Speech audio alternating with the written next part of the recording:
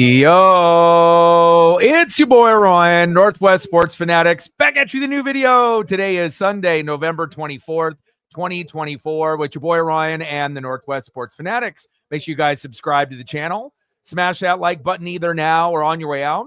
Donate to your boy if you can. Cash App $ORIONNWSF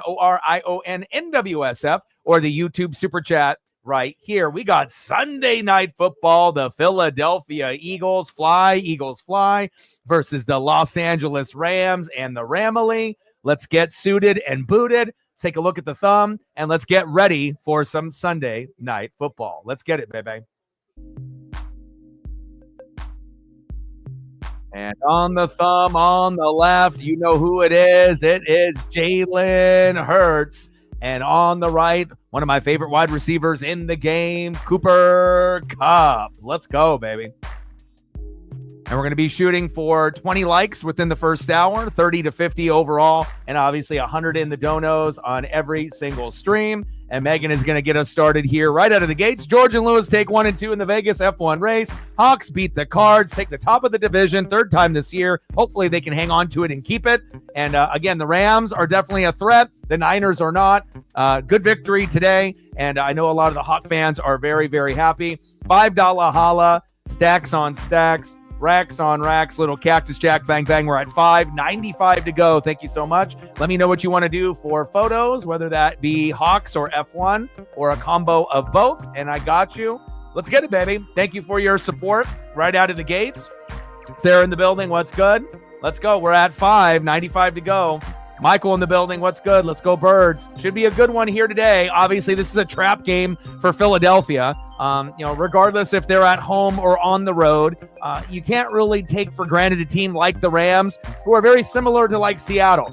You feel like maybe on paper you have the advantage, but being on the road, again, it all really depends with Kyron, right? With Matthew Stafford and Puka and Cooper Kupp.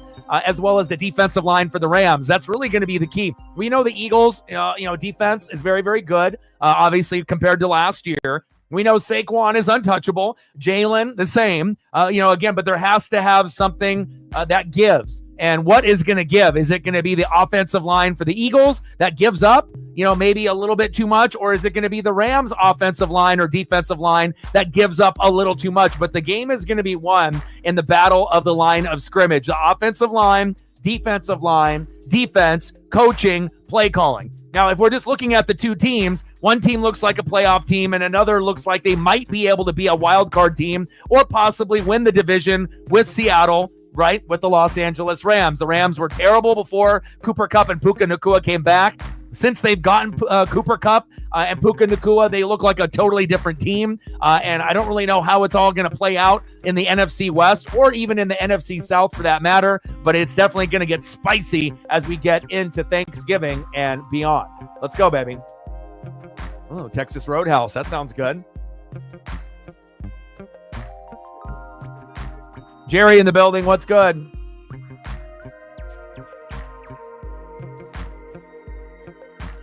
All right, I got you. Captain with a $5. First place feels good. Even if it's, just for this particular week, you just want to be able to feel good about the victory. And again, just keep moving forward, slowly but surely. It could really come down to anybody. You're only going to get one team that's going to come out of the NFC South or the NFC West. And who knows? Maybe it'll be the Seattle Seahawks and maybe even my Tampa Bay Buccaneers. Let's go. Stacks on stacks, racks on racks, little Cactus Jack. Let's go Hawks, first place. I know it feels good. We're at 10, 90 to go. Let me know what you want to do for photos as well. And I got you. We're at 10. Good start. Daniel in the building. What's good? Now, let me see if I can get a couple photos up here before we get into the action.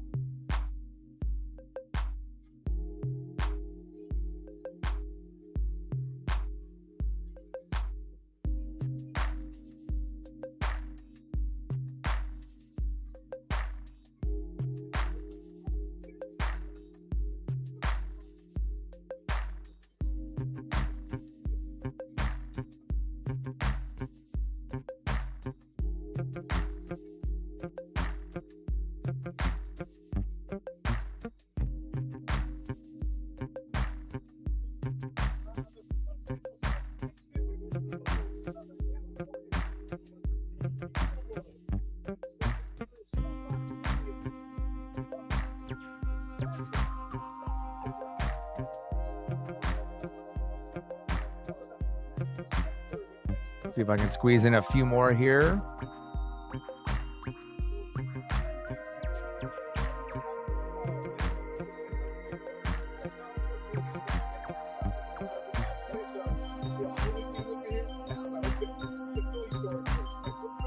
See if I can get you one more here.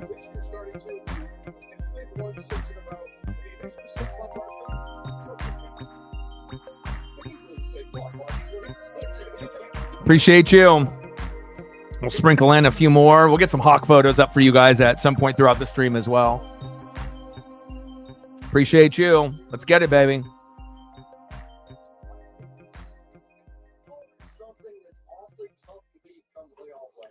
Leonard Williams, got you.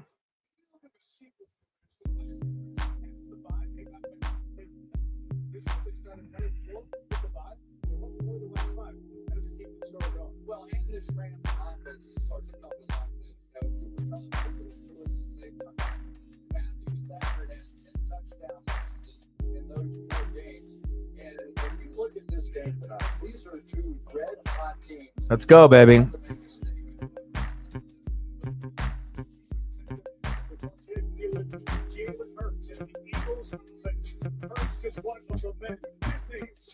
I'm ready for tonight, baby. Let's go.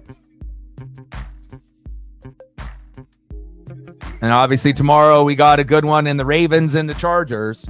Can't wait for that.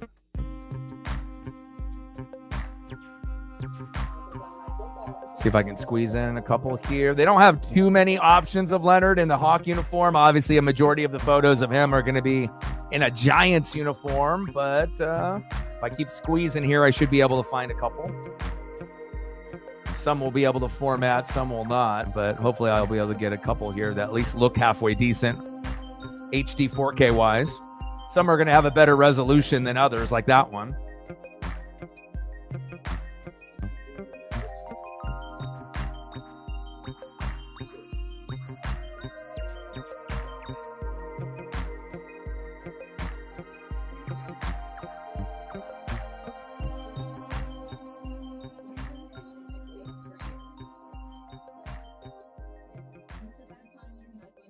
See if I can get you one more.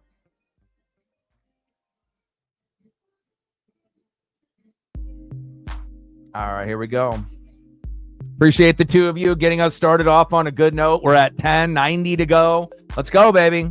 Hawks in first place. I know that's got to feel good. And again, it's still going to come down to, probably three teams. I would assume the Niners are going to scale back.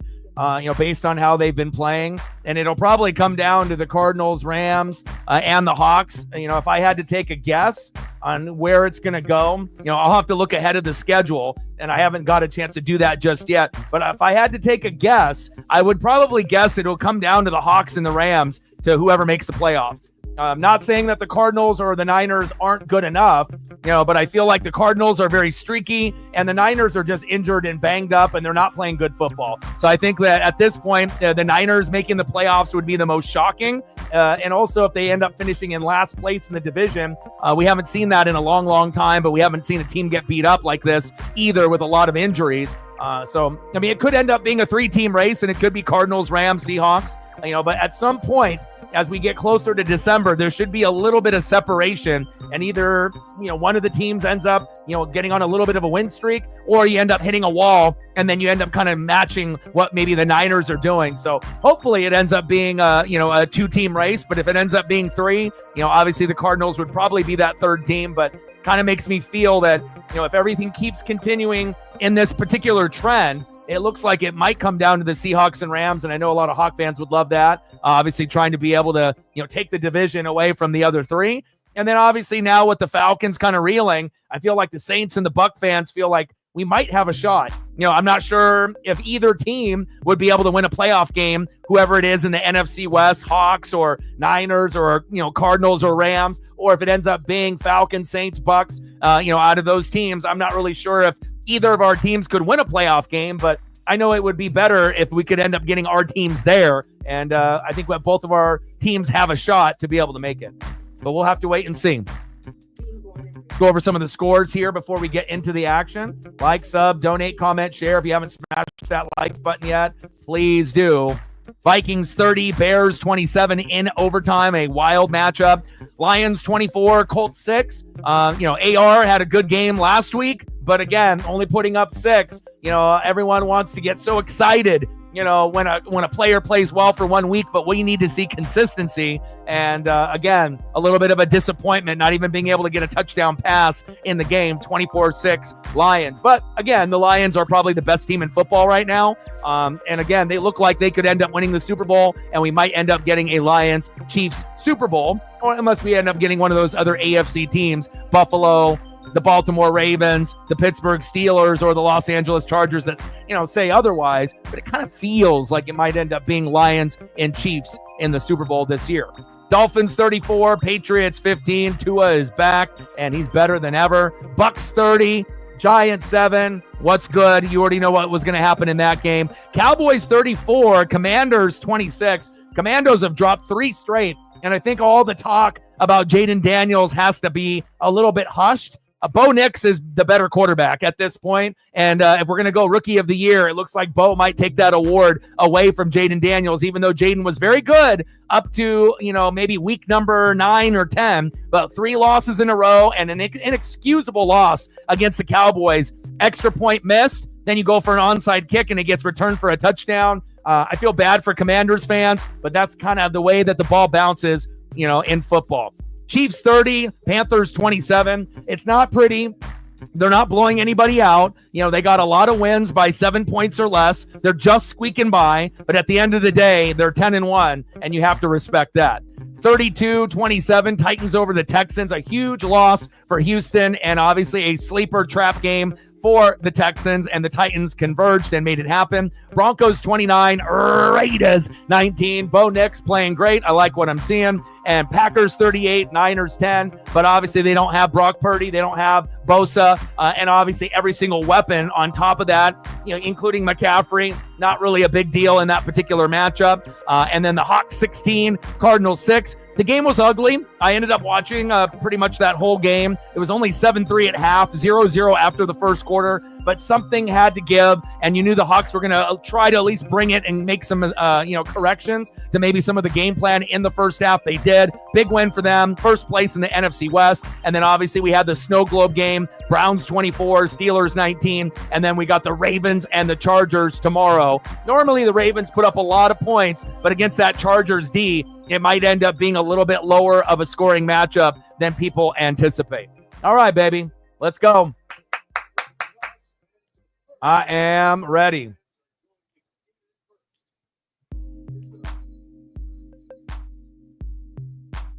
Yeah, I saw Oregon State ended up beating Washington State for the Pac-12 crown. Bama is terrible. And again, obviously SEC fans and Bama fans are upset, but, that's how the cookie crumbles. It's not always going to be, Nick Saban and Alabama at, the number 1 spot, and again, you have to be able to appreciate the greatness that you had. But just like, with Bill Belichick and Brady and Gronk on New England, greatness doesn't last forever. And at some point, the coach is going to move on, and then the recruits are going to go somewhere else on the college side. And obviously, the Patriots are not going to be as good as they were when they had that dominant coaching staff, quarterback, and tight end combo.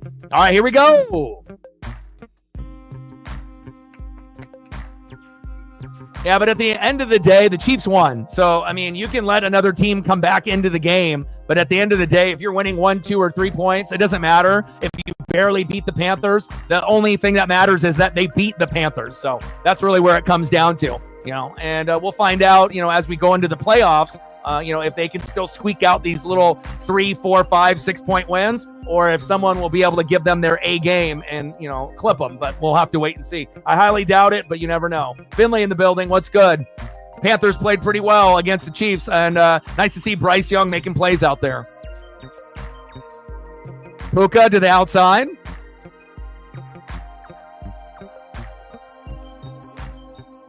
Well, you're only going to get one team, obviously in the NFC South, one team in the NFC West. But with the Commanders losing, we'll see. We still got a little bit of a ways to go. Obviously with the Chiefs, the Chargers, and the Broncos obviously playing well, there's a chance that you could get 3 playoff teams in that particular division in the AFC. But, obviously you got, the Eagles in the NFC East.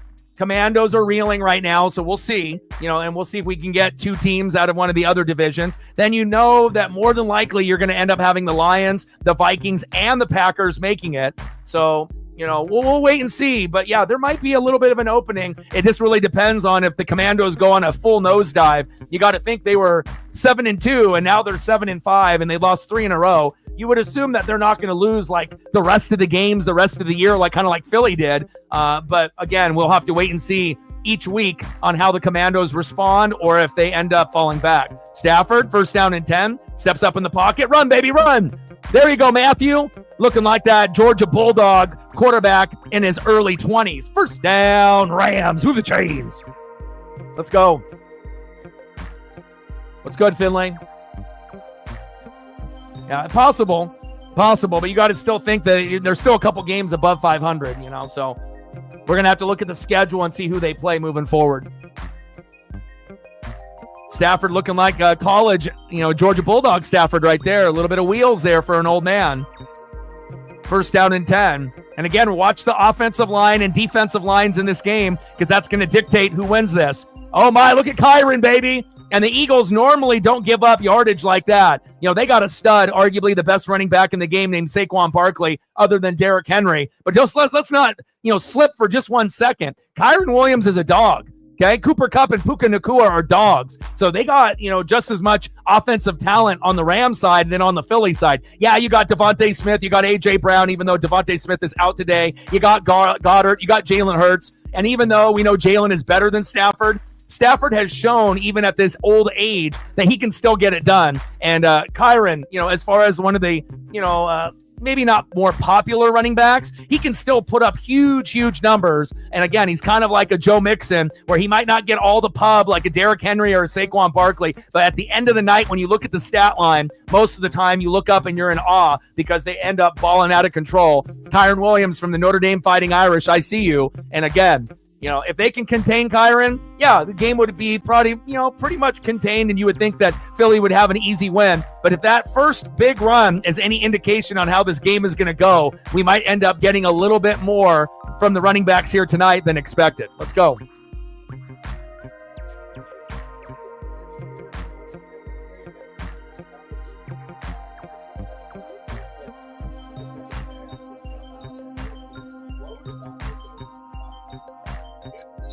And normally when we see teams trying to run on the Eagles, it doesn't happen. They use their first 2 draft picks on corners. Their defense was one of the worst in the NFL last year. They ended up getting Vic Fangio. They had a great draft, and they've turned things around. Jalen Carter has been great on the defensive line. And again, we're going to see if this Eagle defense, and he punched it out. Oh, they rule him down, but the Eagles recover. Oh, my. We got to see a replay here, but they said that he was done. Nakobe Dean, and you're starting to see some of those Georgia players playing like some dogs. DAWGS, baby. Let's look again. Let's see if that ball, that ball's out. That ball is out, baby. Eagles. And how did the Eagles not get the football? They didn't even get a chance to review it. They just hiked the ball right there. How do you not stop the play right there? Come on, man. How do you get that play to go? My goodness. Come on, refs, wake up. That's clearly a fumble. And again, if you want to dictate the outcome of the game at the end by not making a flag, and just letting things fucking go, right? That's fine. But not at the beginning of the game. Come on now.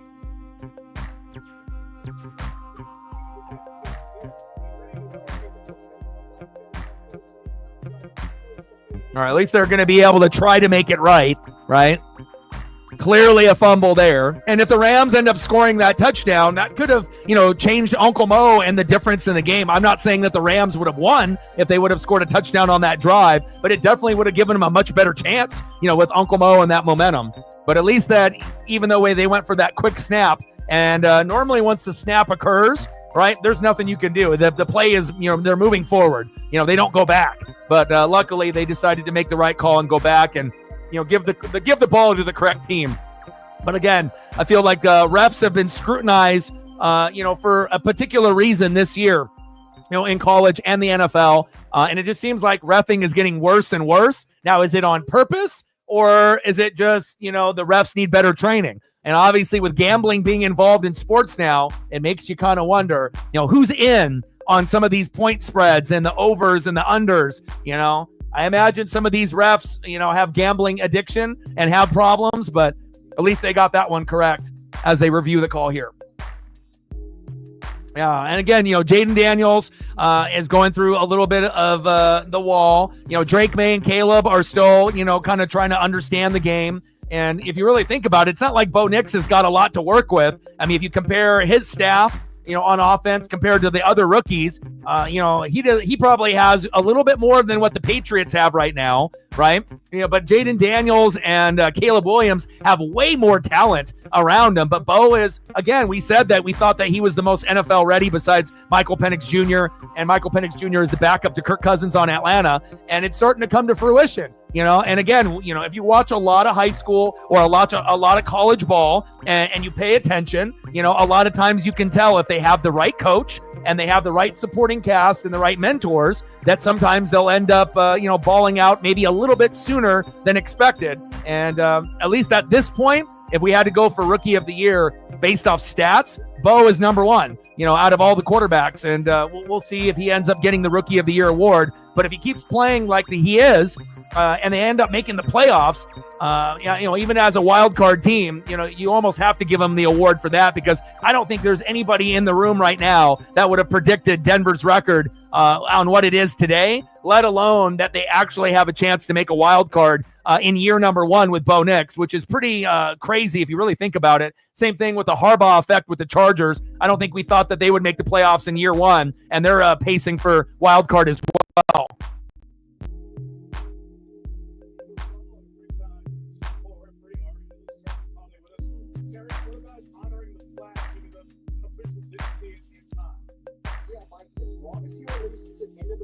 All right, they made the correct call. Philadelphia Eagles with the ball here. Let's see what they can do. Let's see if this Rams defense, and even though Aaron Donald is no longer there, the Rams defense kind of plays in spurts, and every once in a while it kind of feels like he's still out there. And we know that he was the best defensive player in the generation, so you're not going to get the same type of sack lunches and celebrations. But again, based on the personnel that they have actually surprised a little bit. They're not going to be as explosive as Stafford and Kyren Williams and Cooper Kupp and Puka Nacua. But every once in a while, that Rams defense will make a play, either in the secondary or a sack lunch or a fumble or a pick. And it'll make you kind of scratch your head and be like, wow, I didn't think that their defense had that in them. But, we'll see if they have more in them here today. 2nd down and 4. Jalen, wide open. And we got no Devontae Smith, so expect big numbers out of A.J. Brown and Dallas Goedert. Don't be surprised if one or both get in the end zone today. And it's almost a given that Saquon's going to get in for a minimum of 1, maybe 2. And Jalen will probably get in the end zone rushing probably once, and he'll probably throw for a few touchdown passes as well.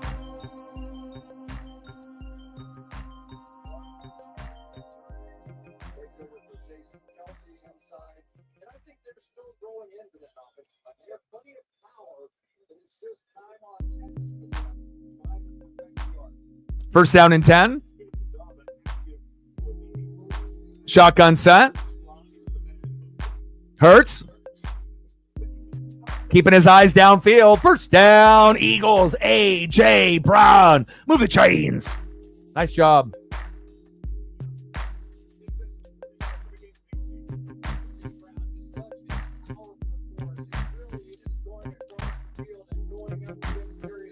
So I got a phone call from my dad earlier this morning.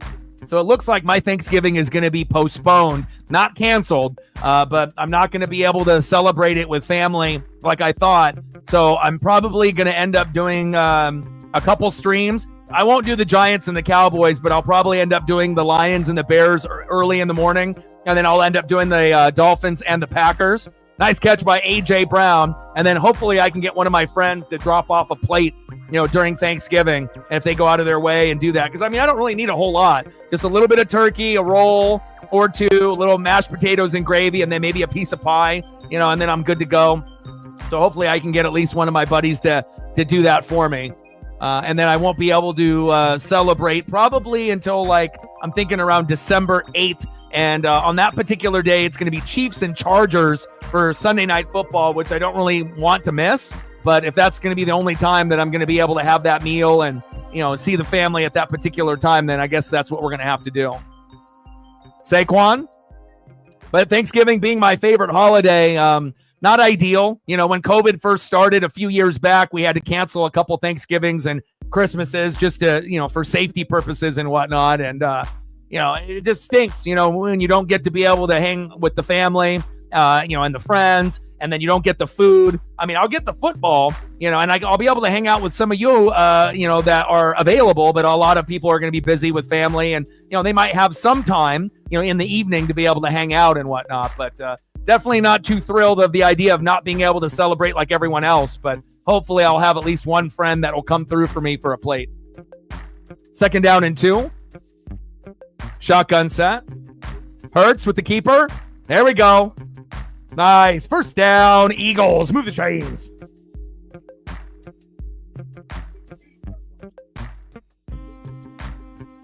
Yeah. And again, I normally am only going to do one game. I would do the late game, the Packers and the Dolphins. But again, if I am not, going to anyone's house and there's, no meal to be made, then, I might as well work. And then hopefully I can get one of my local friends here, if they're not too busy, to drop me a. Because I normally wouldn't ask, for someone to do something like that, because I get it. Everyone's doing their own family thing.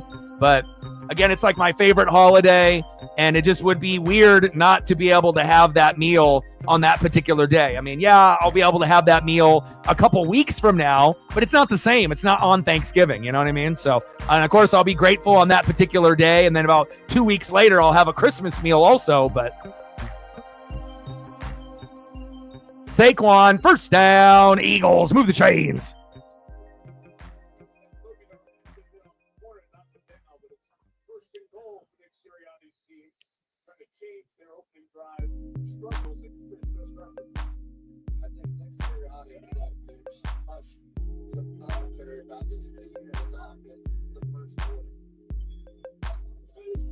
First and goal.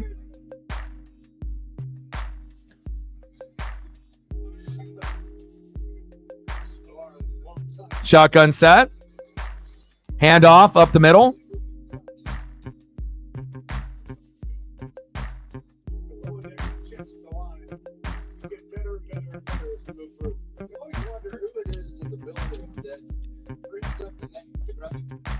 Less than 7 minutes to go here in the first quarter.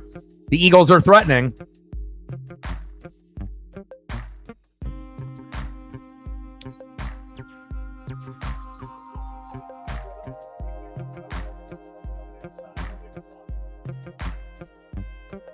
Second and goal.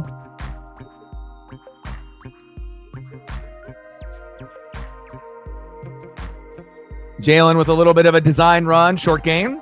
3rd and goal on the Rams 4. I'm still going to end up, spending a lot of time with Paisley and whatnot. But, yeah, not the greatest news, But, again, if people are under the weather or feeling sick and whatnot, then, I want to make sure that the family feels good and everyone can be on the same page. So, but it just kind of, throws a wrench in things, because not only do I not get to see family and have that food, then it takes away from one of the streams that I was kind of looking forward to with the Chiefs and the Chargers in a couple weeks. That actually is going to be a great game. Little shovel pass. 4th and goal. Little shovel pass. Who do they think they are? Patrick Mahomes and Travis Kelce? Come on now. See if the Eagles go for it, if they kick the field goal here. Field goal is up, and that's a smart decision, and good. 3-0 Eagles. And I know Philadelphia wanted to go for it. They definitely wanted to be, but again, you have to be smart. even though if you feel that you can get it, it's just better to get the 3 mentally, after working your way down the field like that, instead of just going for it and then not getting anything and then having the Rams get the football and going all the way down the field and scoring possibly. So Elliott here with the field goal and up and good. 3-0 Eagles.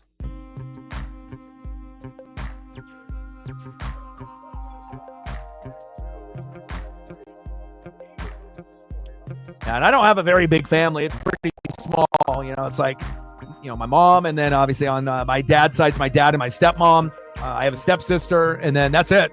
So it's not like a big family type of function or type of thing, but still, I only get to eat that type of food, usually once or twice a year, including Easter. So it's usually my favorite food of the year, because it's those type of things that you just don't have that often. And I love the leftovers. It's like there's only certain foods that taste great in leftovers, like pad thai leftovers taste great. Spaghetti leftovers, right? Taste great, right? Pizza, cold or hot leftovers taste great most of the time, if you want something to eat, right? But you can't do it with like burgers or fries. You can't heat it up and have it taste the same way that it did, but with Thanksgiving food, having that little turkey sandwich, having the gravy, having the mashed potatoes, all the sides. I mean, even if it ends up being little casseroles and whatnot, I mean, and then the stuffing, man, I am, I'm itching for it. And, hopefully one of my buddies, it won't be too much of a hassle for them to, come stop by and drop a plate off. I know I would if one of my friends asked me and, they weren't going to be able to celebrate and they were just going to be working from home, and I was able to do it. I know I would do it for somebody, especially if I knew that Thanksgiving was their favorite holiday. But, I'm not sure how a lot of my local friends, if they're going to be in town or not. So, and then if not, then I might end up having to kind of make my own little, maybe the night before. Like I might not be able to do the whole turkey thing, but I could do like, something kind of close where I could get some rolls and, mashed potatoes and gravy. I can buy, like a cherry pie or apple pie or pumpkin pie, like a little one. So that way, at least I can feel a little bit of that Thanksgiving spirit, even though it may not be the full meal, and obviously the turkey and the ham obviously are kind of the centerpieces of that. So I won't be able to have those items, but we'll wait and see. We'll see if I have anybody that will come through for me, and if not, I might have to make my own destiny.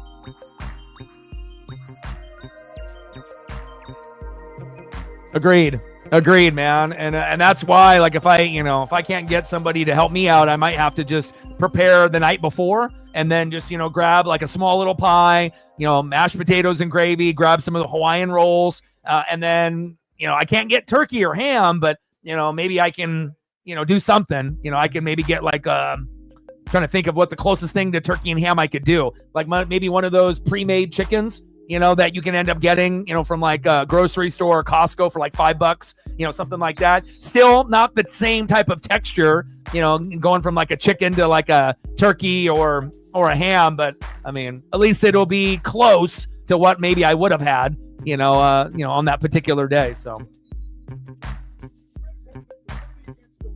3-0 Philly. All right, Rams, your turn.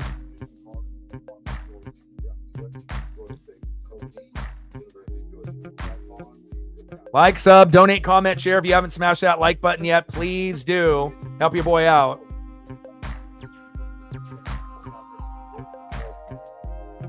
And let's see where we're at. We need 2 more to get to 10. If you haven't smashed that like button yet, please do. Now we're at 10.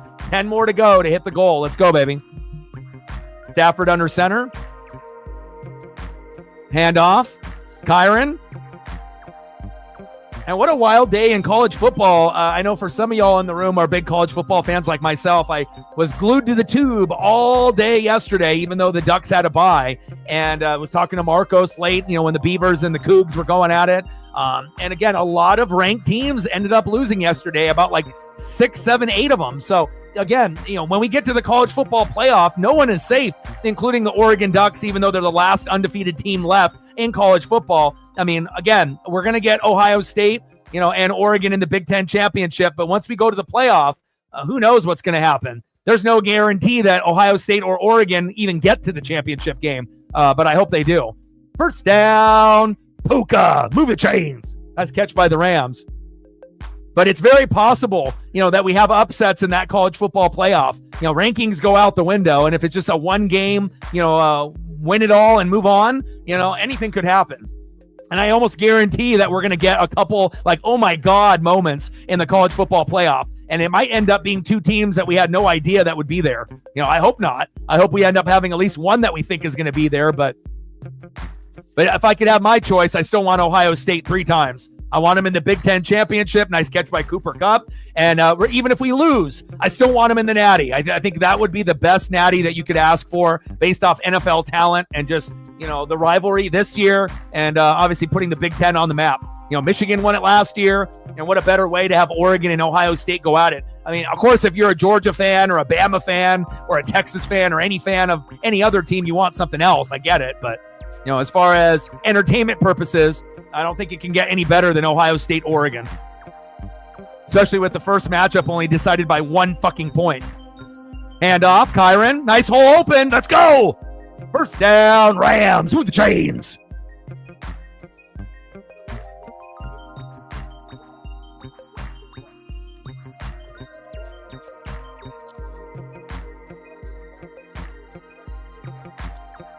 DiGiorno's has a Thanksgiving leftover pizza. See, that's interesting, right?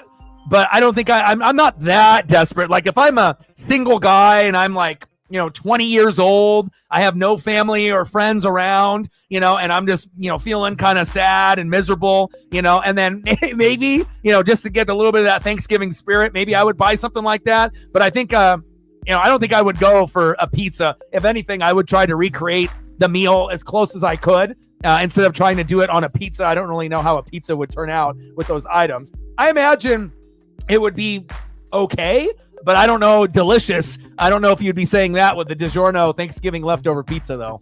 But if someone ever tries it and it ends up being good, you let me know. Reflect with a tenor. Appreciate you. Stacks on stacks, racks on racks, little Cactus Jack, bang, bang. Congratulations on that win by the Hawks. A little ugly in that first half. I watched that whole game. But again, sometimes you just got to find a way to win. And being at the top of the NFC West, I see you guys. And who knows? You guys might see Tampa Bay, start to get hot at the right time with Mike Evans back. And we might actually take back the division from the Falcons. And maybe we'll get the Seahawks and the Tampa Bay Bucks in the playoffs because they're only going to get one team out of the West and one in the South. And I couldn't ask for two better teams to make it than the Bucks and the Hawks. And that's what I'm hoping for. What's good? How are you? We're at 20, 80 to go.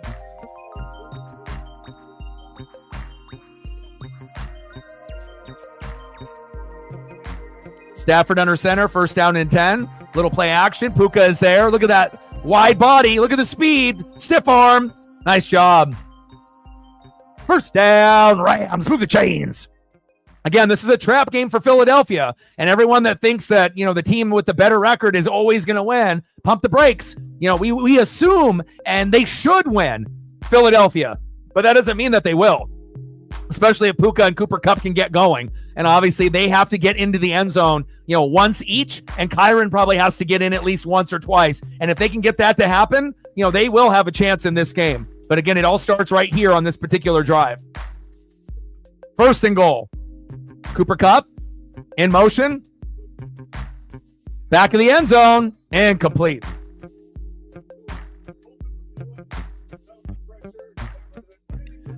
Yeah. I mean, we should beat the Giants. I mean, hell, if we would have not been able to beat the Giants, I mean, I don't even know if I would be able to watch Tampa Bay football the rest of the year if you can't beat a team like that. So obviously beating a team that you should. And but again, in the NFL, I mean, we've seen some crazy shit. Like, who would have thought that the Cowboys would be able to beat Jaden Daniels and the Commandos, but the Commandos are on a 3-game slide. So sometimes, when you start losing games, you get a little lackadaisical. You maybe get a little, too confident, and you have mistakes, and that's what happened. Stafford, back to the end zone, and complete. There's the flag.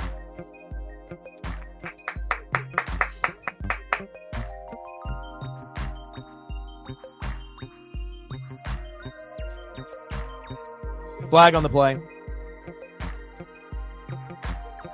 Yeah, and that Beavers Cougs matchup late last night was amazing, man. I was talking to Marcos while he was at work, and we were messaging each other back and forth. It was like they scored a touchdown, then the Beavers scored a touchdown, then the Cougs scored a touchdown, and then the Beavers scored a touchdown. It was just back and forth, and they ended up getting a field goal there at the end to win the Pac-12. Doesn't really have the same meaning with all the other teams in the Big 12 or Big 10 now, but still, that's something for Oregon State, and I'm happy for them. First and goal. This is where Kyron comes to shine. Let's see if that offensive line can open up a hole. Kyron. There it is, baby. Kyron Williams making up for that fumble. Boom, shakalaka. Give Reflect some points. Touchdown, Rams. Extra point is up and good. 7-3, Los Angeles. There we go. It's sad, right? That even when I end up having a great lineup, I still can't win in fantasy. So that shows you, this was probably the best lineup that I potentially could have had all year, and I still can't even beat Chief Will Chief, even though I was projected to beat him by a lot. And so it shows you, again, James Conner shit the bed, McCaffrey shit the bed. I did leave a little bit of points there with Pollard, but that was the only piece. But again, you don't expect, McCaffrey and Conner not to hit at least 10. And, that's the story of my life. You try to be able to set yourself up and not quit like some others that have quit our league. I'm still trying. And even when I try my hardest and I'm still making the moves, I still can't get a dub. So very frustrating. But again, I'm done. I'm walking away, so I don't have to worry about it. But it would have been nice to try to at least get a dub in these last 3 matchups. But I got Shep next week, and then I got Megan. So, knowing what's happened to me this year, I probably won't win a game for the rest of the year. But at least I'll try. But definitely disappointed, in some of these players. It's like I finally get some of these guys healthy, and then, then the Niners can't do anything. And you would think that with Purdy out, that they would be able to effectively run with McCaffrey at the very least, but not so fast. So I guess that's how it goes. But you can definitely tell, the pecking order on where it's going to go, right? You got Reflect, you got Zini, you got Shep. They're in. There's only one spot left, and more than likely Elliott is going to have it, because I'm not sure if Elliott's going to lose 3 in a row the last 3 weeks. I highly doubt it. So, but it is possible. But we will have to wait and see.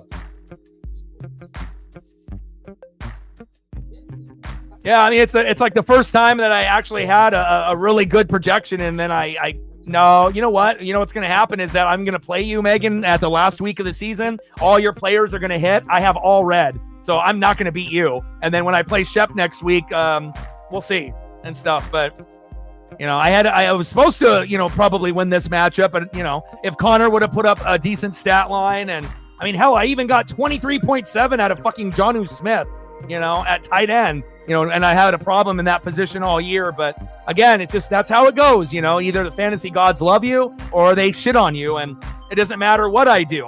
And it's not like I left a lot of points, but if Pollard's got like a red matchup, I'm not going to play him. And he ended up scoring 21.9. And even if I would have had him, there's still no guarantee that I win. But just very unsettling, because obviously some people are trying and some people aren't.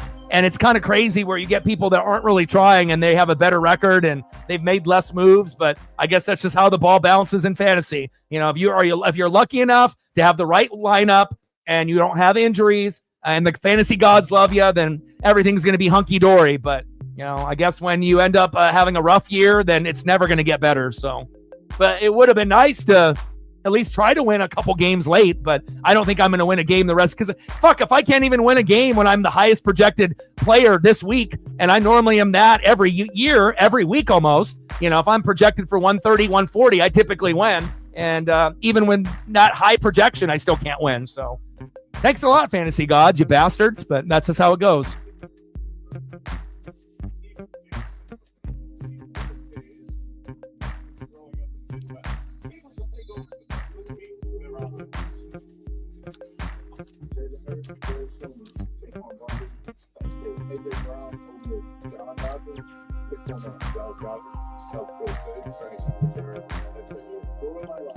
Seven, 3, Los Angeles. All right, Eagles, show me something. Yeah, but I don't think I'm gonna, again, and we'll see what happens next week with Shep. I'll probably lose that one as well. But then that last week against you, Megan, I got all red. So I'm not going to be able to probably put up enough points, even if your guys are up and down. But I guess at this point, it really doesn't matter. I mean, a lot of us are already eliminated, but I would like to finish strong if possible. Shotgun set. Jalen. Pressure coming. Little check down. Saquon with the good awareness to keeping his eyes on the quarterback there for a decent positive gain. Nice job. All that for 4 yards, but he'll take it. Saquon's doing a great job here, picking up this blitz this way, and he's going to bounce off the block and turn around and catch the football.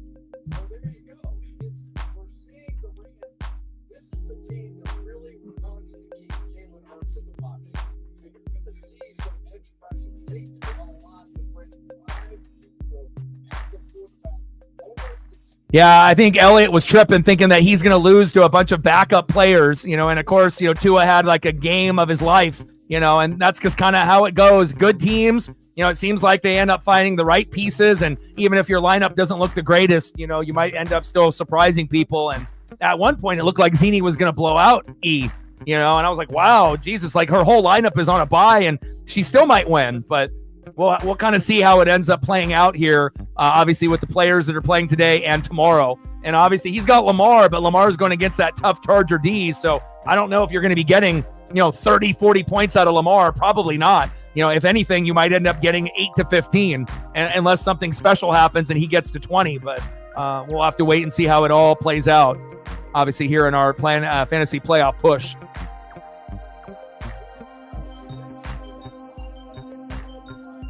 Yeah, and then on top of, the fantasy woes, now I don't get to celebrate Thanksgiving with family on Thursday, which is not good. So I'll probably be doing 2 games. I'll probably end up doing that Lions-Bears game at 9:30 in the morning, and I'll do the Packers and the Dolphins, but not what I was looking forward to. No guarantees I'll have any of my friends drop off a plate for me, but hopefully I'll get at least one of them that will be in the neighborhood that will do me a solid. End of the first quarter, 7-3 Rams.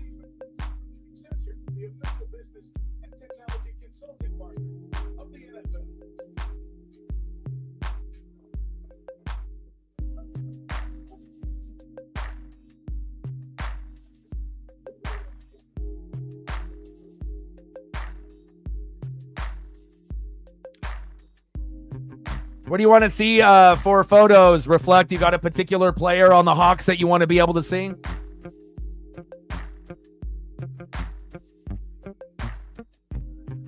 We're at 20, 80 to go.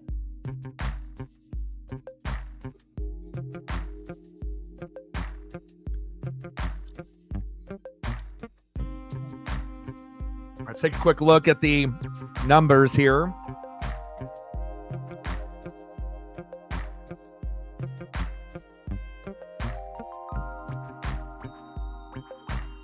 Yeah, this is crazy.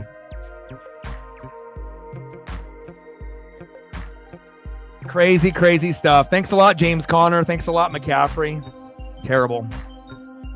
Looks like Chief is going to get a dub. Matt beat Sarah. Looks like Megan is beating Shep.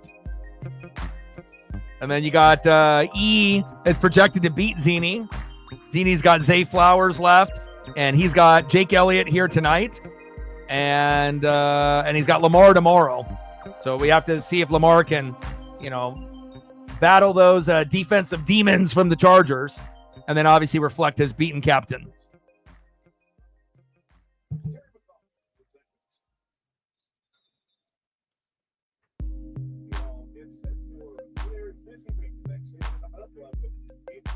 But again, I get the most points scored on me out of anyone in the league, so it doesn't surprise me that I lost today, even though I was projected for the most points this week. It just seems like everything bad that could possibly happen has happened to me, so it's almost laughable if you really think about it. So, man, it's hard to be able to compete with everyone else when everyone's giving you their top effort every week. And that includes, people that are in the middle at the bottom. Like you would assume if you play, someone that's equal to you or in the middle or the bottom, that you should be able to find a way to have, them to have a bad week. But apparently when everyone plays me, they just score, 130, 150, 180, 200. Like, there's no one that can ever have a bad week against me, and that's hard to win games when no one can ever shit the bed when they play you. So 7-3 Rams. Cole with $1. Every dollar counts. Appreciate you. Stacks on stacks, racks on racks, little Cactus Jack, bang, bang. Jalen, out of bounds, incomplete. Let me know what you want to do for a photo, and I got you. Appreciate it.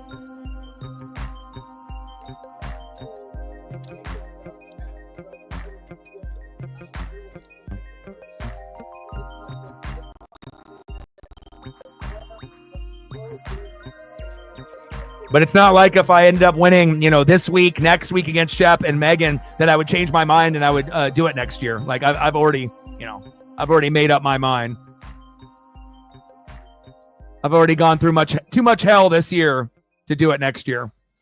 Hand off up the middle. Saquon Barkley, short game. We're at 21, 79 to go. Truex Jr., I got you.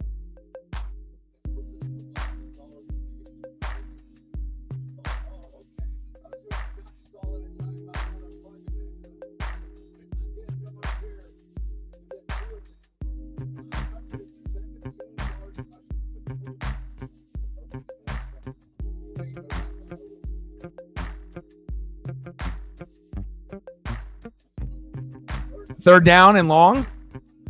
Jalen, it's 12 noon. You know what time it is. Time for a Ram sack lunch. Yum, yum, yum, yum, yum, yum. Great defense there by the Ramily. Fisk with that sack lunch.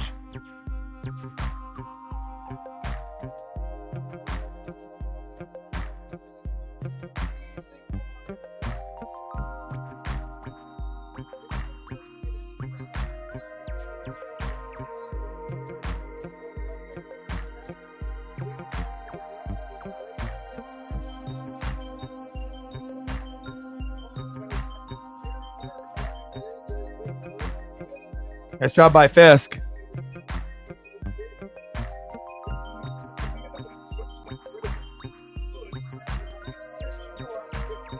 Rams with the return. Nice stiff arm. Good tackle there towards the sideline. Not going to be racing full-time anymore, but we may see him part-time, kind of like Jimmy Johnson, where he might race a few times a year. Appreciate you.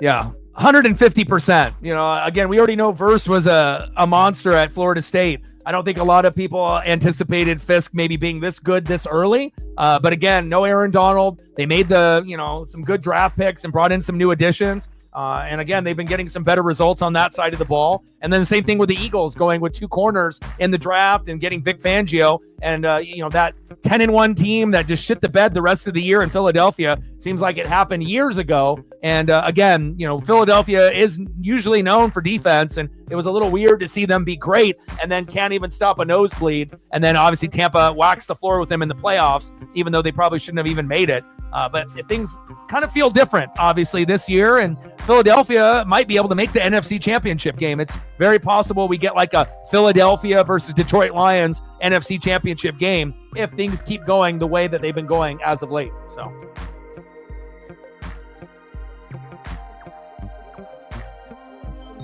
let's go through some of the photos real quick here.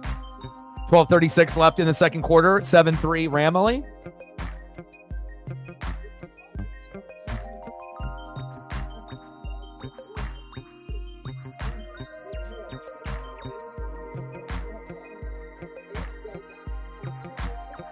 Makes you kind of wonder, if you didn't have all those injuries at the beginning of the year, how many more wins that the Hawks would have and how big their lead would be in the division. But again, it seems like a lot of players in the division have been beat up, especially in the NFC West. It's not just the Hawks and the Niners. Rams and Cardinals have had their fair share of injuries too. So maybe not as many, but it definitely has been a division affected by injuries. Almost like the same thing with the NFC South as well.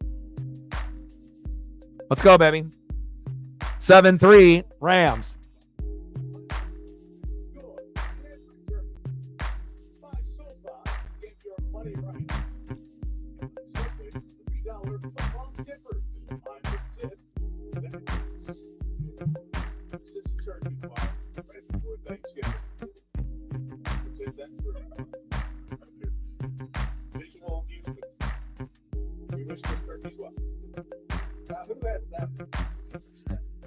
What, they bring the turkey out? Down there. There you go. What the legends?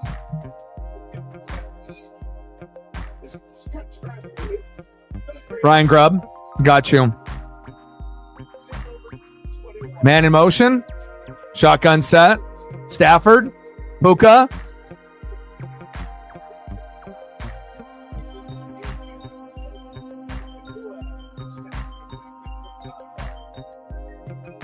I got you.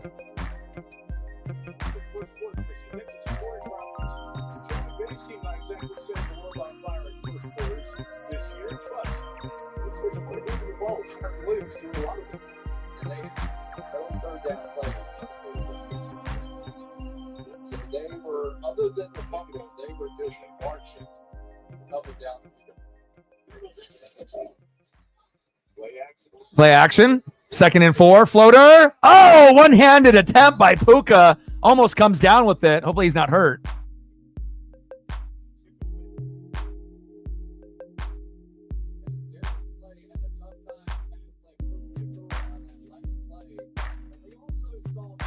Yeah, and all the people that are bitching, about Grubb, Shane Waldron is one of the worst play callers on planet Earth, okay? And we saw that with the Hawks, and we saw it with, obviously, the Bears, and then they fired him there, too. So, again, just be thankful, for all those other, Hawk fans and other, observers of watching Seattle sports. Just be happy that you don't got Shane Waldron anymore, because if you did, you wouldn't have the record that you have right now.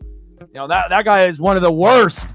And that was really surprising that the Bears decided that would be a good fit for Caleb, and that only lasted half a year, and they fired him. So the Bears are better off. The Hawks are better off. And again, there's going to be moments, right, where the offense is a little stale and you're not scoring. But again, Seattle's offense isn't made to score 30 points a game. There's going to be, some games where it's just going to be field goals and maybe one touchdown or maybe just field goals. And it's just going to be kind of an ugly game, and that's what we got. But at the end of the day, a dub is a dub. A win is a win. Look at the Chiefs. They've been surviving every fucking win by 7 or less all year, and they got the most wins by 6 points or less or 7 points or less than anybody in the league, by a large margin. So at the end of the day, of course, it's nicer to be able to have those blowout wins to make you look dominant, but again, at the end of the day, a win is a win, even if it's only by 1.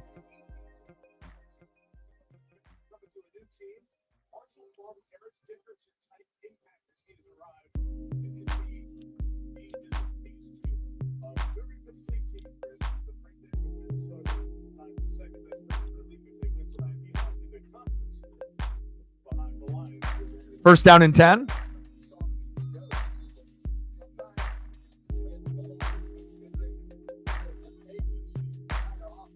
And we'll get some more Ryan Grubb up here in a second. Handoff. And again, things take time. Nice stiff arm by Saquon. Sit down. Him with the stiff arm from hell. But again, everyone, wants results immediately. No one has patience in life. No one has patience for their football team. No one has patience for their football players. Hell, people don't have patience in their own relationships in life. Again, things take time. Greatness is not, made overnight. And again, a lot of people have to realize it takes time to make a champion. It's not going to happen, just in a couple games, or it might not even happen in a couple seasons. It takes time to make a champion. Facts. People are so impatient. Uh-oh, Saquon is down, injured.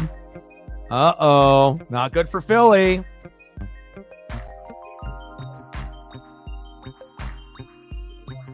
Hopefully he's okay. I wonder if it's like his wrist. Where is the injury at here? What are we looking at? His hand or his wrist? Or is it with his legs?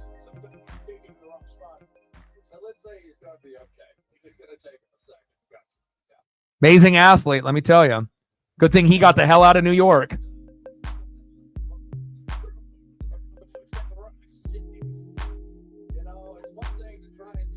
I mean, when you win a game, everything's great. Everyone's happy. You lose a game, fire everyone. You can definitely tell the people that know football and the people that don't. I wonder if it was off that stiff arm right there.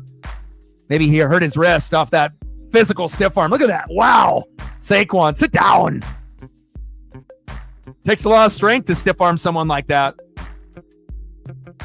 3rd down and 3. Rams 7, Philadelphia 3. No Devontae Smith today. Shotgun set. Let's see if the Rams bring blitz. Pressure off the edge. Good protection up front by Philly's offensive line. Jalen, tuck it, run it. Down the sideline. 1st down, Eagles. Move the chains.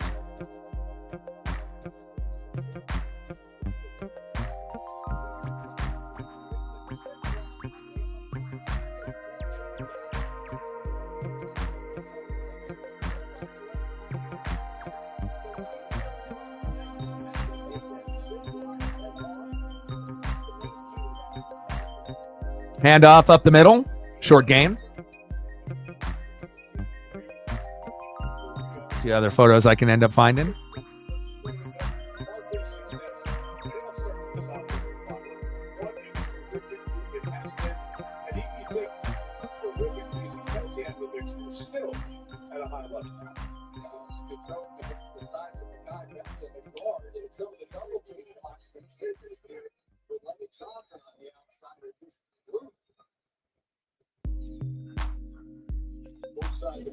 Shotgun set on 2nd down and 7. Hand up right off the gut. Kenneth Gainwell. And Gainwell can give you that speed and burst, to give Saquon a breather, or if he's a little bit nicked up, we'll find out how long Saquon stays on the sideline.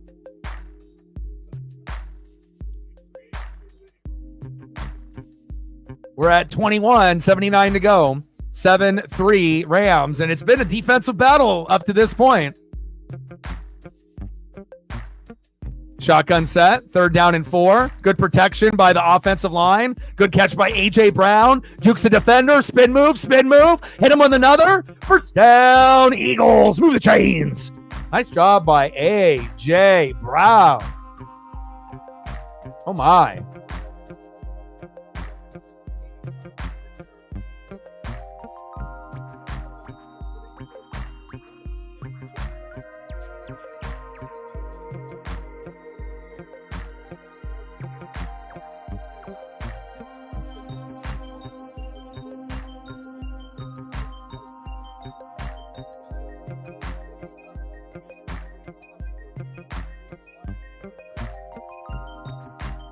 Trips left.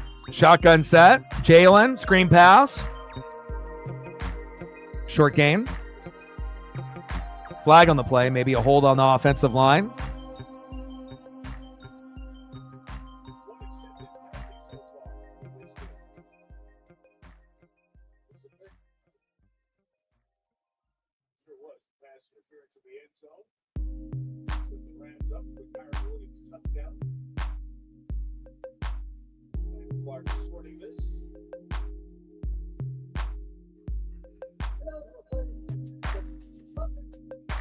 An eligible man downfield, Dickerson.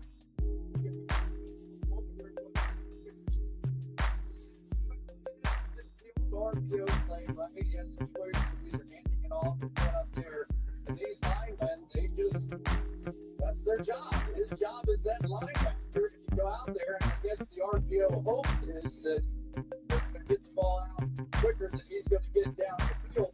But we have seen that what they call a block. 7:30 left in the second.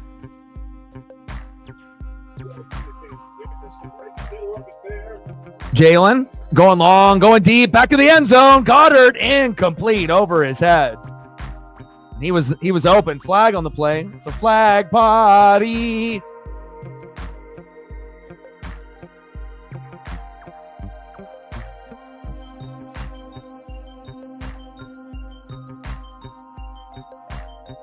Appreciate you.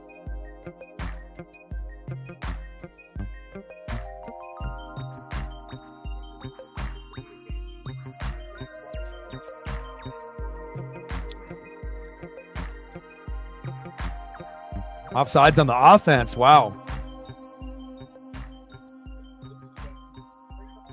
Jahan Dotson offsides.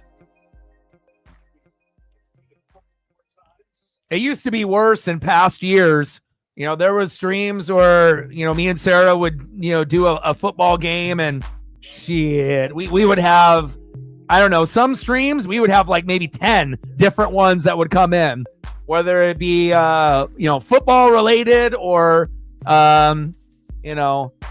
adult related or whatever, there are all kinds of just random gibberish and garbage. So I usually will boot those out immediately as soon as I see them. So bots be botting, baby. Only bots I like are Autobots.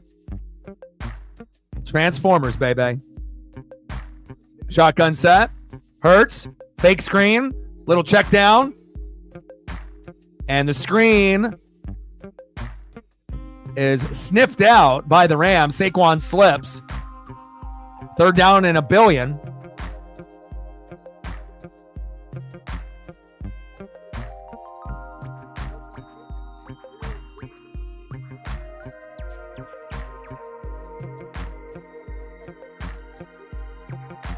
Yeah, I always like the heels and the bad guys anyways.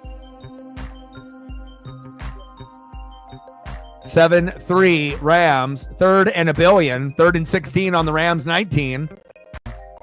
Oh, that looked like offsides there by the Eagles. Hurts, scrambling, gambling, running. Takes a big hit out of bounds, and that looked like offsides on the Philadelphia Eagles. Penalty on Goddard, illegal motion.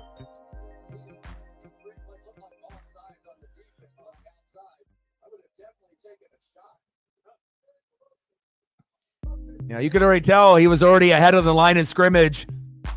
Idiot Goddard. 4th down.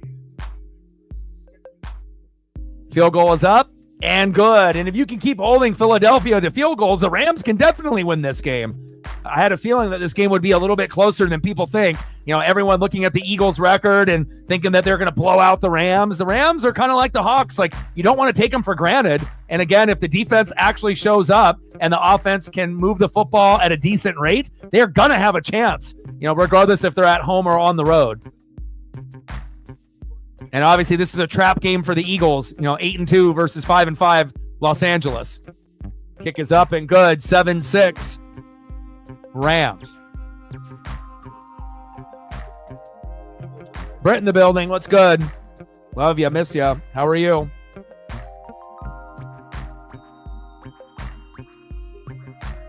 See if I can find any other photos here.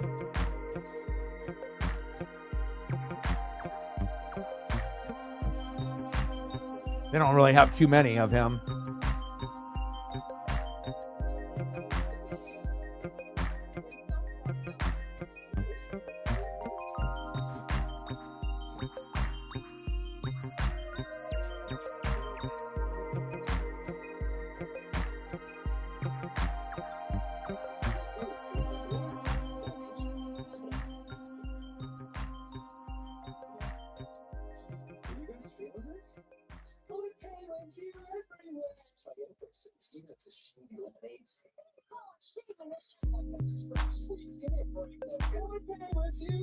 Tell him, Will Ferrell.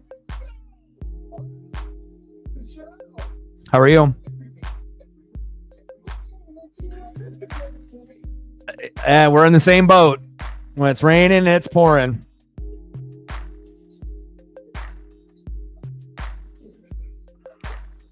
Yeah. Well, again, with your guy, that fan base, has a lot of negativity, it seems like. It's like no one is ever satisfied.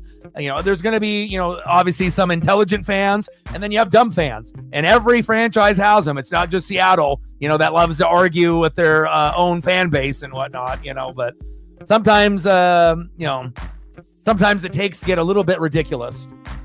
And it definitely tells you and shows you who, is watching football and understands football, and it's a business, and, how it takes time, and you have to have the right pieces in play to make it work, and others, are just impatient, think they know everything, and love to cause problems and stir up the pot, on suggestions and things that should be done that we know that won't happen. So you never can make everyone happy, unfortunately. Yeah, exactly. Right there. I mean, anyone wants to bitch and moan. Like, again, like, how do you expect anybody at that position, with head coach, trying to get the defense going when the, D-line and the secondary and the linebacking core, like, they need to improve the defense, but most importantly, the O-line. How many guys would be able to really work their magic with one of the bottom 3 offensive lines in the NFL? Not many. So, exactly. But again, the people that are talking shit, they don't know this stat because they're too stupid to look it up. They think they know everything, but they don't look at stats and analytics. So, but that's exactly, why people need to understand it's going to take time. It's not like they have the top 5 offensive line and then they can't get the offense going.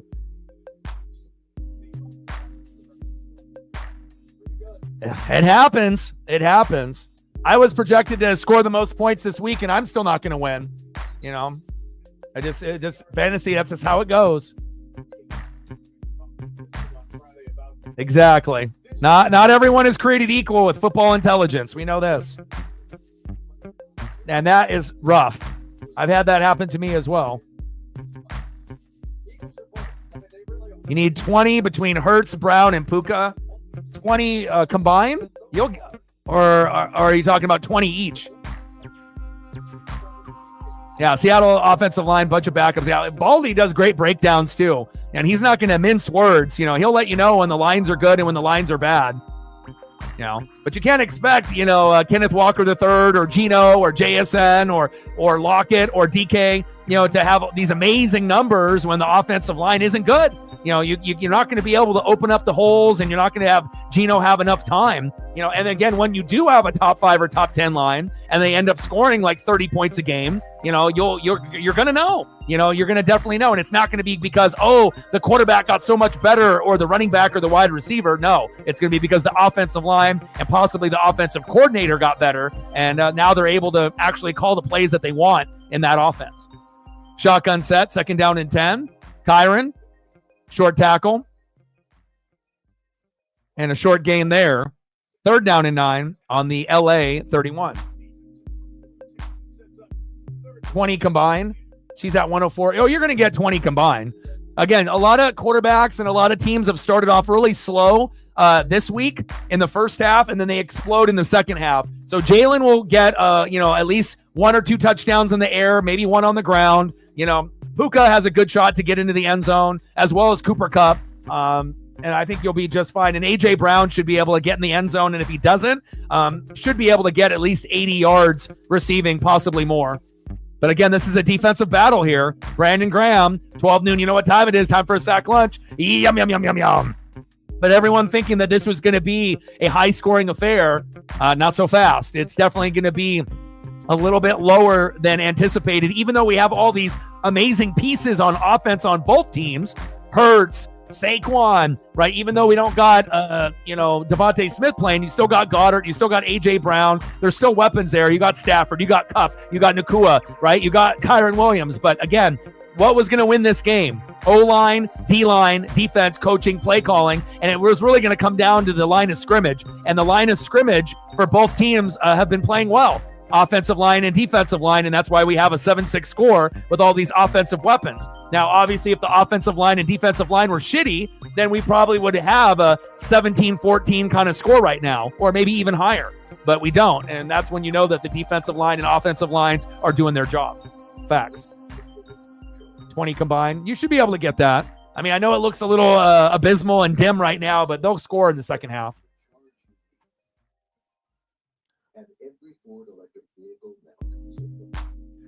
Yeah, he needs to go, man. And again, it's not, and like whoever is in charge of drafting O-line, they need to get someone that knows how to evaluate talent, because they've definitely missed quite a few times in the last 10 years. So.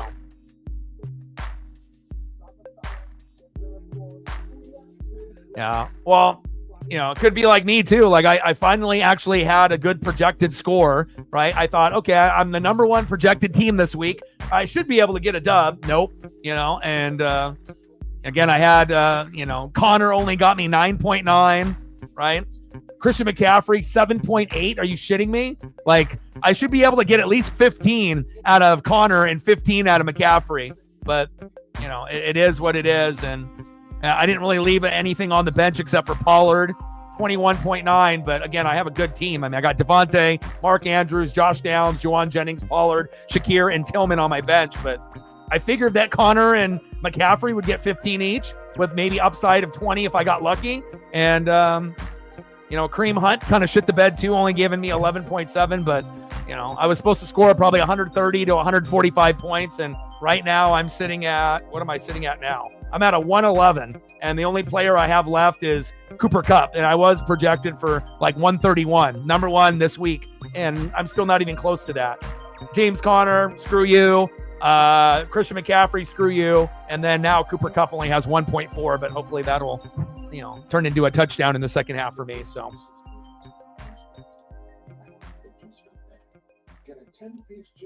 Yeah, but I think a lot of us, it'll be a good break, I mean, obviously for Reflect and Zini and Shep, that's a personal choice if they don't want to do it next year, but I assume that they will. If you're winning and you're having fun, you're going to do it. But if you're in the middle or at the bottom, it's not fun, especially when you care. When you get people in the league that just don't care, and they win and they lose, it doesn't matter. But when you end up getting people that truly care and that are putting in a lot of effort and you're losing and losing and losing, it's too much, and again, if it's one of those things you don't care about losing, then it doesn't affect you. But, for a lot of us, we care about our football teams, our football players, our fantasy teams. And, I don't play just to play. I play to win it all. And, I'm definitely going to be stepping away for a while, fantasy wise. But the sad thing is that it is one of my favorite things to do, that when I know everyone else is playing, and even though it gave me fantasy fucking hell, this year, I know next year I'm going to be like, fuck, I wish I was playing. I know that's going to come across my mind at some point, because I spend so much time and effort, usually a couple hours a day, even if I'm losing, to try to make the team better. But I guess I'll be able to use that time for Paisley and more exercise, I guess, or just more reading and more film study. Little screen pass. If I was behind Dotson, that could have been bad with a fumble there. First down, Eagles.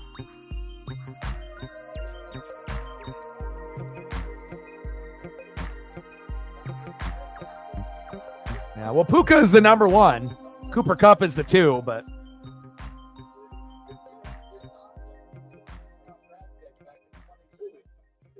Okay.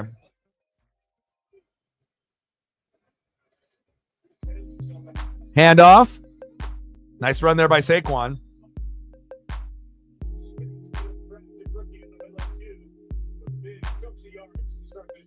Just so much fun to watch Barkley run with that kind of patience. He's just willing to let those big guys develop those points. Yeah, and you had McCaffrey too, and he shit the bed. Mixon's numbers too low.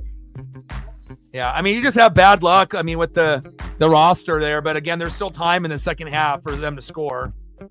But you couldn't use Josh Allen or Breece Hall or Kamara or Bijan, right? So it's like you had a lot of these pieces that you weren't even able to use that you normally would. So it's like half of your lineup that you're playing right now, you would have never played because obviously those guys are on a bye. And when you're on a bye, that happens. I mean, normally when you have a majority of your starters, you lose, regardless if you're the best in fantasy or you're the worst in fantasy. Like, usually when you have too many of your regulars on a bye, you typically don't win. It takes something really special from some of your guys to explode for you to win when you have like half of your lineup on a bye. Especially if the half of the lineup on the bye, each position could put up like 20 or more. You can't really replace those points. So...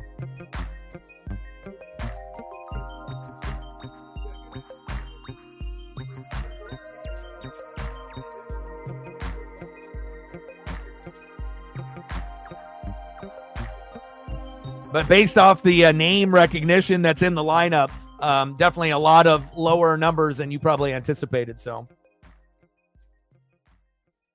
exactly. It's bad when he's got the most. And if this was Kelsey from a couple years ago, then you might be okay with it because maybe he ends up getting like 25 to 30 points, right? But obviously this year, a lot of the volume and a lot of the numbers are a lot lower. But yeah, I mean, it's been a weird year. And again, if you're Zini, Reflect, or Shep, you're living your best life and you're having fun. But if you're not one of those three, it hasn't really been too much fun for the rest of us in the league. So.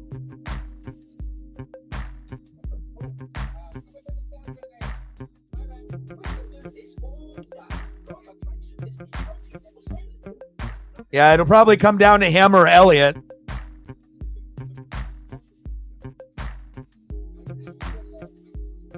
But realistically, just like we think it's going to be Lions and Chiefs in the Super Bowl for the most part, it'll probably be you, Reflect, versus Zini in the championship. I actually would be shocked if it was any other way. But, we'll wait and see.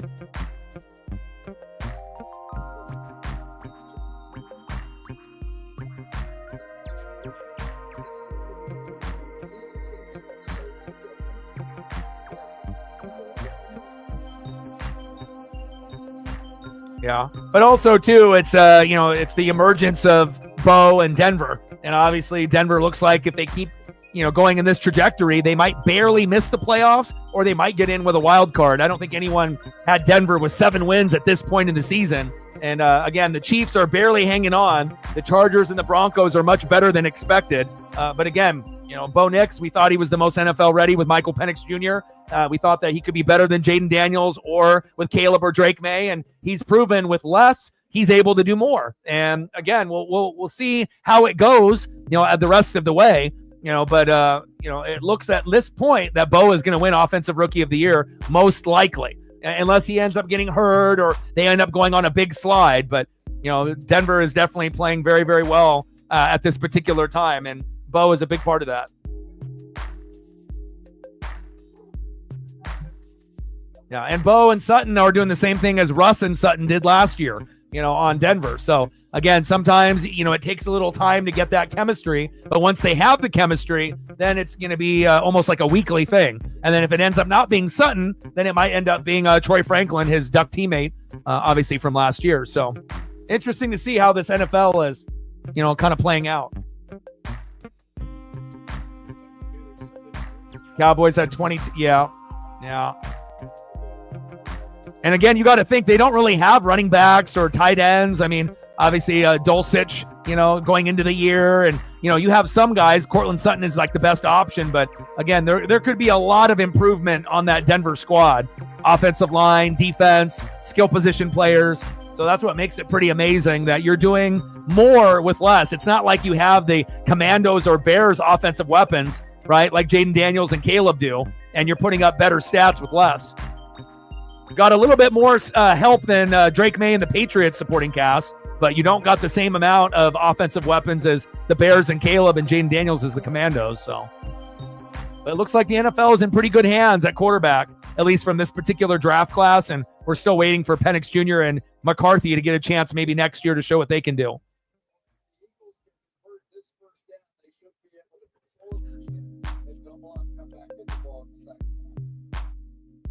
7-6 Rams.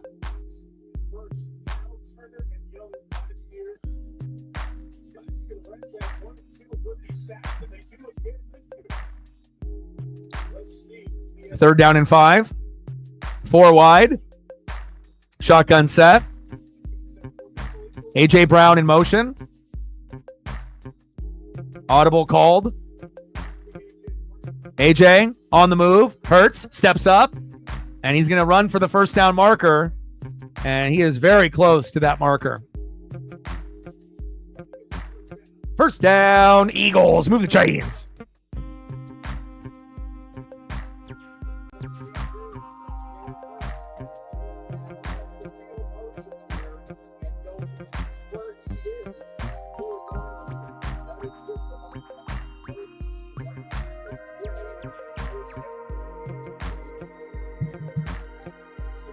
First down and 10. Shotgun set. Play action fake. Hurts. Looking. Steps out of the pocket. Avoids a sack lunch. Running towards the sideline. Saquon Barkley. Move the chains. And you're going to get a touchdown here before half, it feels like. I mean, obviously, if the Rams defense steps up and holds them to a field goal and we have a 9-7 game, so be it. But down on a knee, look at the athleticism from Saquon. And Saquon has, the most, opportunities to be able to go down to the one. And obviously, Jalen has cashed in on many, many touchdowns. He's got like 7 opportunities to get down to the one, which is the most in the NFL. And then you got like Jalen with like 11 goal line touchdowns from the one. But we'll see if they can punch it in or if the Rams can hold them to a field goal. Good stop there by the Ramley. 1:30 left before halftime.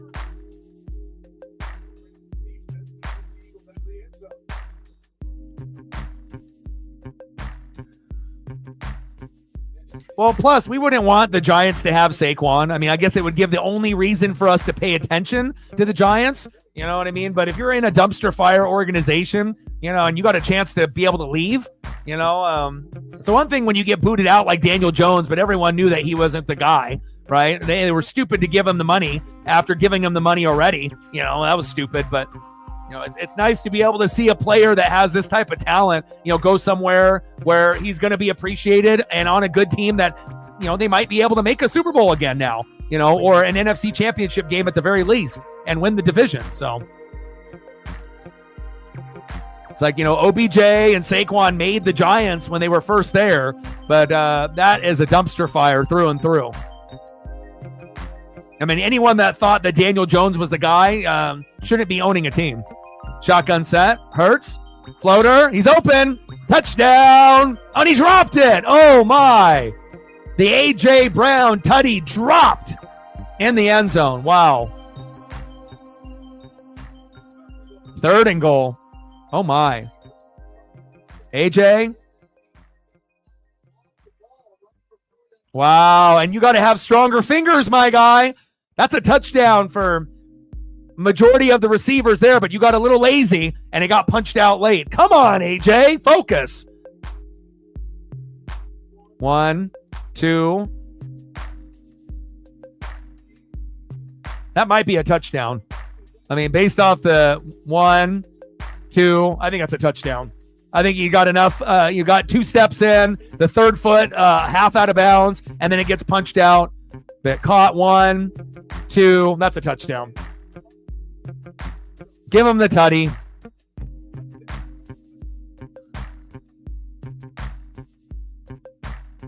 We'll find out here in a second. But it looks like a touchdown.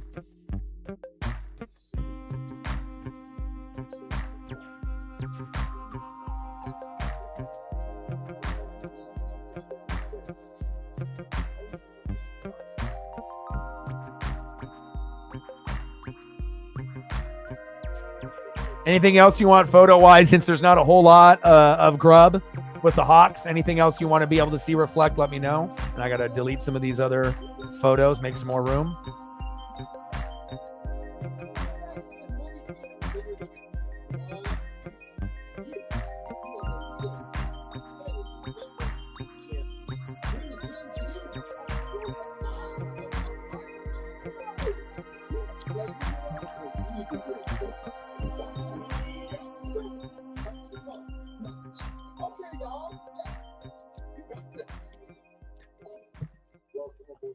Plays reverse. Touchdown, Eagles. At least they made the right call.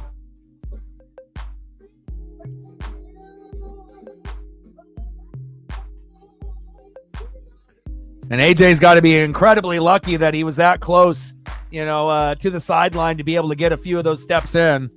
Otherwise, that would have been incomplete. Nice job.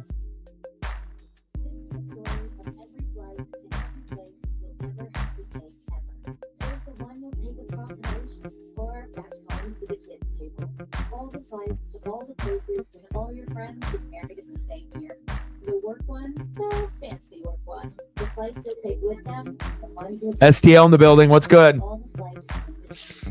Because when we built the world's biggest airline, we built it for them too.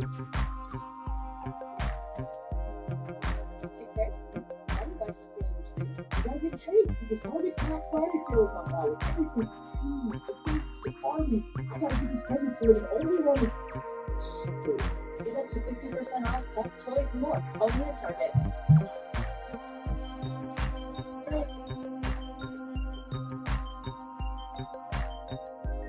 As Terry told you right before the break, Terry, that 3rd step gets him in the end zone for a touchdown. Good job to turn that one over. Brown gets his 4th touchdown on the season. Extra point is up and good. 13-7 Eagles.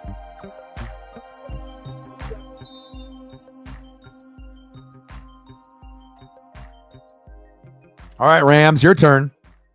You got a minute 27, so you got enough time to get a field goal before half. Touchdown if you're lucky. But Elliott with the extra point and good. 13-7, Philly.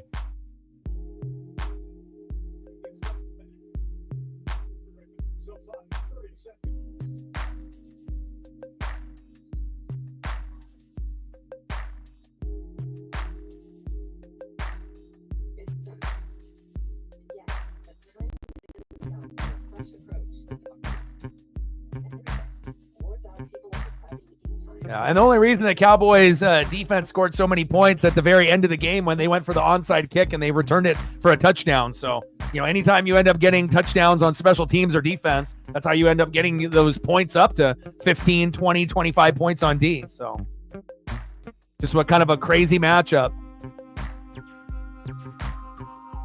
I mean, things were going so great for the Commandos early on, but 3 straight losses, they're reeling now. Oh, Huskies and the Ducks, baby. That'll be on Saturday at 4:30, NBC, Peacock. Can't wait.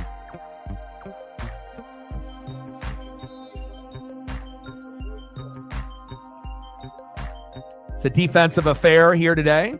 13-7 Philly, but at some point the touchdowns will come, in the second half, and we finally got Philly's first.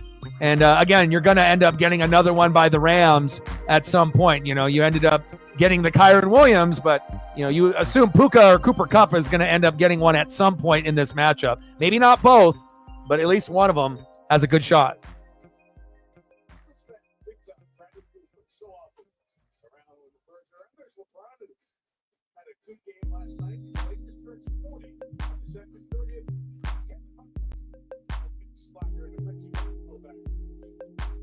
Stafford. There we go. And they just got to get the football out quick. That's how you're going to be able to, match up with this Philadelphia Eagle defense. The longer that you take, you're not going to be able to go through your reads and your progression because of that D line. So you have to throw screens and get creative, jet sweeps, reverses, screen passes. You need to get the ball out within 1.5 seconds. Because again, if you hang on to the ball for 2, it's 12 noon. You know what time it is? Time for a sack lunch. Yum, yum, yum, yum, yum. And some quarterbacks are going to have 2.5 seconds, 3 seconds, 4 seconds. But with this Eagle defense, especially that D-line and that linebacking core with Nakobe Dean, you got to get it out with 1.5. If you wait that other half second, too late, and then you're going to get sacked. And that's exactly what happened. Wow. Nakobe Dean just fucking running over Kyren Williams to sit down, little man, you little biatch, and then got right to Matthew Stafford. That is embarrassing. Nakobe Dean isn't the biggest guy out there either. You're going to have a little guy at linebacker knock you over like that? Come on, Kyren. You got to be able to step up for your quarterback. So that way he can actually get the ball to Cooper Kupp and Puka Nacua. See if he can actually make up for it on the ground. Gets half of the yardage back. 4th down and 5.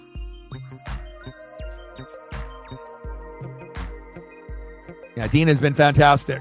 For an undersized linebacker, one of the best in the NFL. But also, it's the team that he's on. If Nakobe Dean is on the Titans, we don't even talk about him. But being on Philly with all of those other players, a lot of the Georgia players there with him and Jalen Carter, and they obviously have the right defensive coordinator in Vic Fangio, where these guys are not making excuses and pointing the finger. They're getting the job done. Much different than last year. Starting off 10-1 and then being terrible. Now they actually got a defensive coordinator that can hold these guys accountable. And it was smart for them to go for 2 corners in the draft, a need that they desperately needed to fill, and they hit it right on the head. All right, Rams, you take too long. The offensive line can only hold for so long, and you miss out on your opportunity to get points before halftime. Rams with the punt, and a shitty one at that. Eagles might be able to get a long field goal by Elliott here if they're lucky.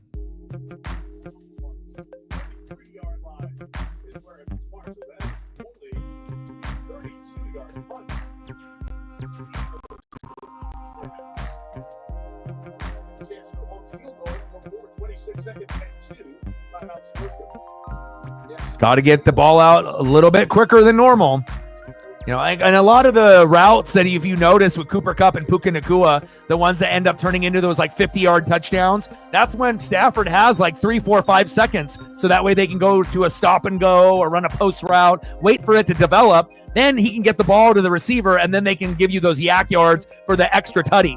But again, if you only have like 1.5 seconds, that might not be long enough for them to be able to, get into position for a timed route. It's one thing to throw to the player, but other, routes are going to be throwing to a spot, a location, and you're hoping that the receiver gets there. But if you only got 1.5 seconds, you're not going to be able to throw to an area. You're going to have to throw to the player, and that's what's happened here in the first half.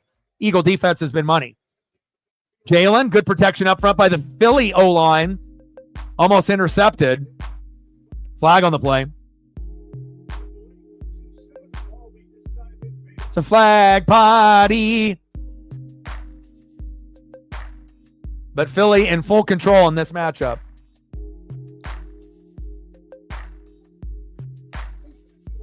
PI on the D.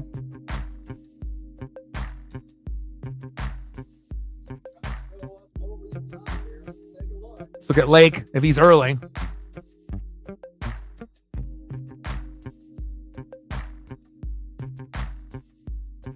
Yeah, he's early.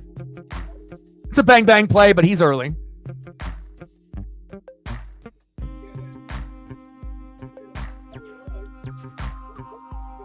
Yeah, well, especially if you guys are Hawks fans, you already know who your biggest threats are typically, the Rams and the Niners. I feel like the Cardinal rivalry isn't as big. That's like the least of the rivalry. It's like beating the Niners, you get really excited. Beating the Rams, you get super excited, right? But I guess like today's Cardinal win is good, but I don't know if it's as satisfying as the rivalry you guys have with, you're going to take wins no matter where you're going to get them. But I feel like the Hawk-Cardinal rivalry is last. I feel like Hawk-Niners is 1, then Hawks-Rams is 2, and then Hawks and Cardinals is 3. But again, getting the dub against them felt very good today.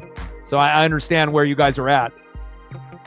It's like with like my Bucks, beating the Saints is number 1, Falcons 2, and then Panthers 3. Now, beating the Panthers, of course, a win is a win, but I feel like it's a little bit more satisfying when you can beat those guys that have typically beaten you in the past. And then Jalen with the keeper. Timeout by Philly. 3rd down and 7 on the LA 48.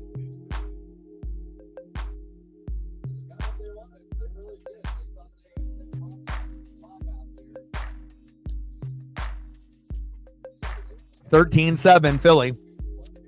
Like, sub, donate, comment, share. If you haven't smashed that like button yet, please do.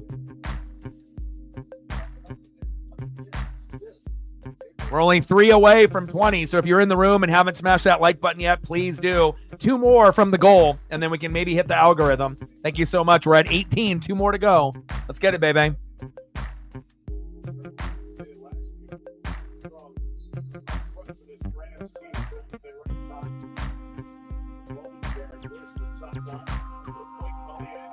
You're going to win, Brett. There's going to be an offensive explosion in the second half, and you're going to win. I know it looks grim, but again, with those 3 amazing players and only needing 20, just be thankful you didn't need 40. Because if you needed 40, then you probably lose. But only needing 20 out of 3 players, you're going to win. And again, a lot of the games have started off very slow this week. And in the last, couple weeks, where the scores have been incredibly low at halftime, and you're like, what the hell is going on? And then in the second half, just like in college football, adjustments are made, yelling is done, by the coaches and the coordinators. Then the players make the adjustments, and then, certain defenses start to get a little tired, and then the points started coming up on the board. So you're going to win. It's, at least someone can win between you and me. Britt's like, let me go to all my backup accounts.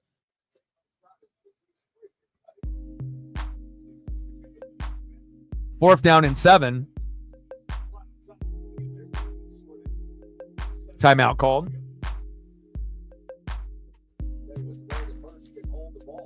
Yeah, Hurts won't get hurt. He'll be good. And again, there'll be a good opportunity for him to be able to throw for a touchdown, run for a touchdown.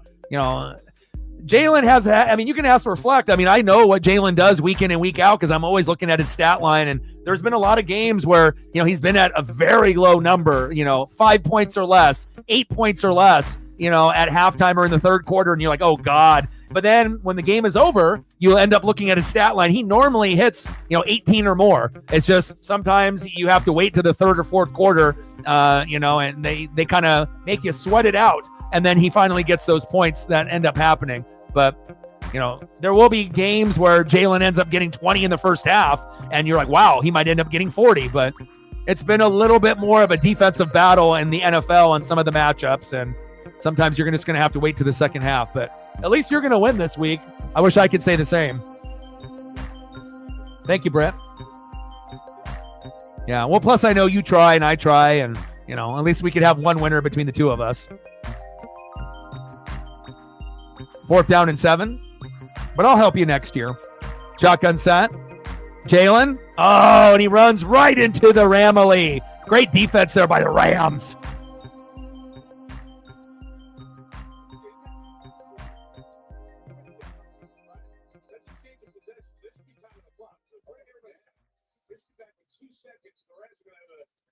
Hail Mary. You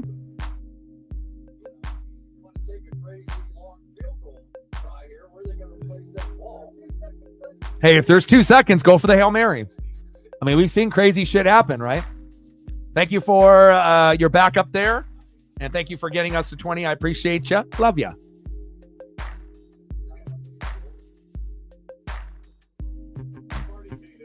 Next goal, we'll try to get to 25 or possibly 30 before the stream ends. There we go. We're at 20. 10 more to go to try to hit 30 before the stream ends. And Matthew Stafford sacked. It's 12 noon. You know what time it is? Time for a sack lunch. Yum, yum, yum, yum, yum. And again, Stafford, you're not going to have very much time. And there you go. Another sack lunch. It's like you got to have an elite offensive line when you play the Eagles, because if you don't, you're going to get fucked over. And at some point, there might be injuries, or some guys might have an off game, but they got too much speed off the edge right there. Nice play by Sweat. All right, we're at halftime now. 13-7 Philly.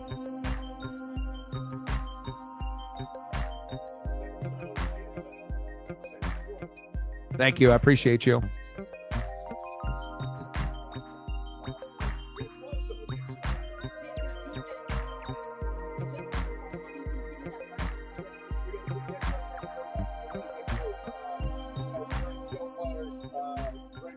And great quarterback, so we got to keep getting the pressure out. Your offense finally got in the end zone a couple minutes ago. What started what? I mean, we've got 4 drives and 3 of them we scored points, so we just got to finish in the red zone. Thanks, Nick. Defense limited the Rams, negative yards in the second quarter. Eagles get the ball, they lead by 6. Toyota halftime coming up with Maria Taylor. Maria. Thanks, Mike. Without Brock Purdy, the 49ers were blown out at Lambeau. How much trouble are the NFC champs in? And on the flip side, the Packers, now they've won 6 of their last 7, and they have a big game against the Jersey Dolphins on Thanksgiving night for the Jim people. Let's break it down next on the schedule. Well, that's probably one of the most likely scenarios. Commandos are reeling. Tampa, Atlanta and the Saints aren't good enough. You might get the Seahawks, the Rams, or the Cardinals, one of those teams, but they probably won't be good enough to go that far. Green Bay, is kind of hit or miss. Minnesota is kind of hit or miss. So, I mean, if you're really looking at it, the 2 best teams in the NFC are the Lions and the Eagles, at least at this point, based on the roster. And that would probably make for, the most exciting, NFC championship game if it ends up being Eagles-Lions. But, if there's any kind of injuries or, any kind of, wall that particular team hits, then that could change, and another team could take, possibly the Eagles spot, or if they end up playing someone and losing in the playoffs, which is possible. But, it looks like those are the 2 best. And then on the AFC, it would be Chiefs and who? We don't know.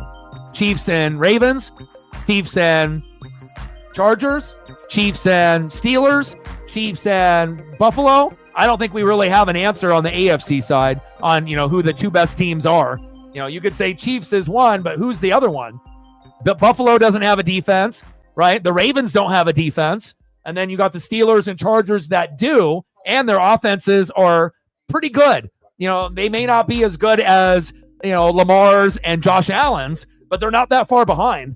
And again, it's usually about balance. You got to have an offense and a defense. You just can't be good on one side of the ball and terrible on the other side and expect to be able to make it to an AFC championship game or a Super Bowl, unless you end up playing weak opponents to get there. So you think Bills are going to make it even with no defense? What happens if the Bills end up playing the Chargers or the Steelers, though? Like if the Bills play the Ravens, even in a matchup of offense versus offense, you think the Bills can beat the Ravens? So it makes you kind of wonder, it's like the Bills could, but again, that offensive line and that defense makes me a little worried though. It's like they're not the same Buffalo defense from a few years back where they were neck and neck with Kansas City, but we'll see. But again, most people are going to go Kansas City 1 and then whatever their preference is, whether that be Buffalo 2, Ravens 3, even though those teams don't really have a D, that I could really trust. And then you got the sleeper teams and the Chargers and the Steelers where we believe in their defenses, but we're kind of, skeptical on the offense. Do we really trust Russell Wilson? Do we trust Herbert? And I feel like we probably trust Herbert more than we do Russ, but they have shown if the defense helps them out that they can, make up the difference. And they're not going to necessarily put up 30, 40 points a game, but if the defense helps them, they may not need to, especially if you got TJ Watt helping you out for Russell Wilson, right? And that way Pickens' numbers are higher, Jalen Warren, Najee Harris. And then obviously, you got guys like Gus the Bus, J.K. Dobbins, and you got guys like Lad McConkey helping Herbert out. And we already know that they got Derwin James, Khalil Mack, Joey Bosa, Asante Samuel Jr. So, we'll see where it goes.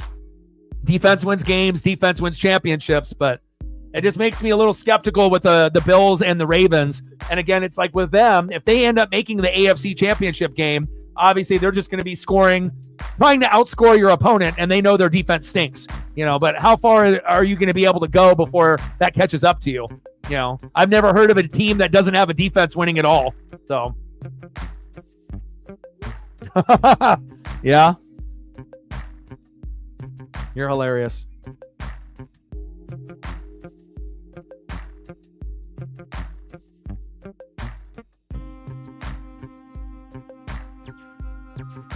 All right, let me know what you guys want to do for photos while we're waiting. We're at, 21? 79 to go. So if anyone's got any players that they want to showcase from this weekend or just in general for your fandom, type it in the chat, and I'll throw up a few photos while we're waiting for halftime to end.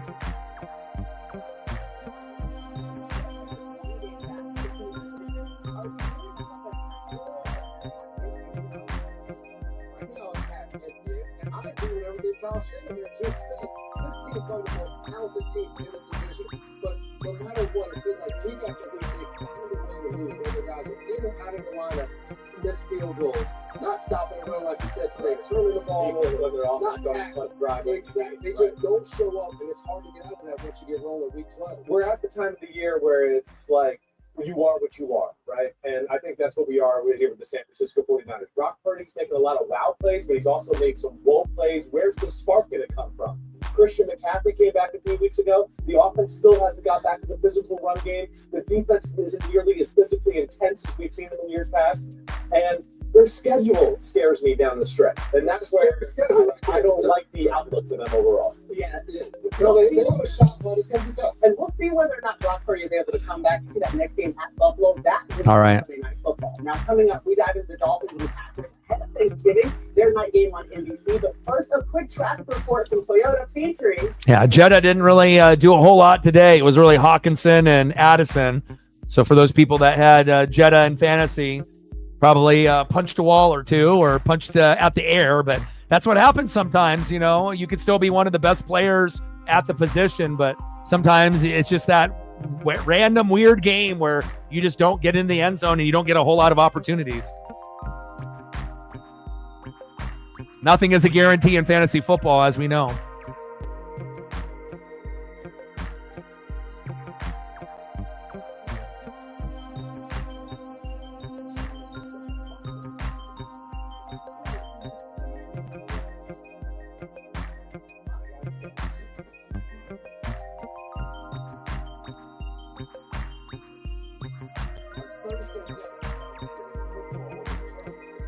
It makes you kind of wonder if TJ Hawkinson was still on the Lions, would he be a better player for Detroit than Sam Laporta? Obviously, Laporta had the 10 touchdowns his rookie year, but has been barely utilized this year. Makes you kind of wonder, would they be a better team with Hawkinson than Laporta?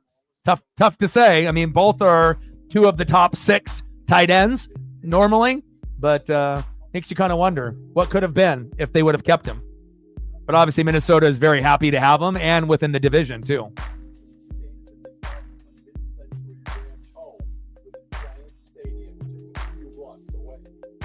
Like I almost forgot what TJ looked like in a Detroit uniform since we've already gone into the Sam Laporta era.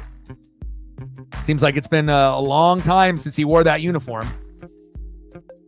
But obviously it has to be Dan Campbell's guy, and he's, building that roster, and this was one of the former, pieces, so.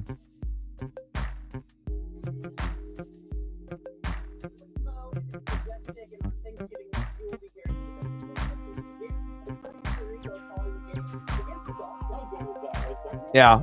But who's if we're talking about not money, just talent, who's a better fit for the team?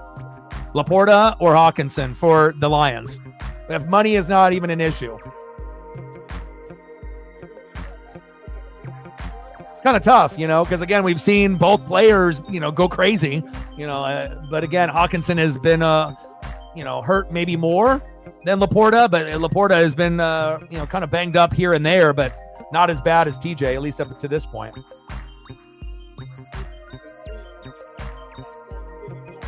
Yeah, agreed.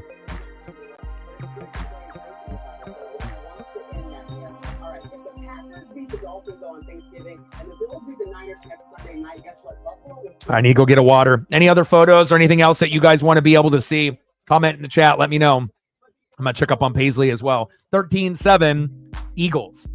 You want photos? Top it in the chat.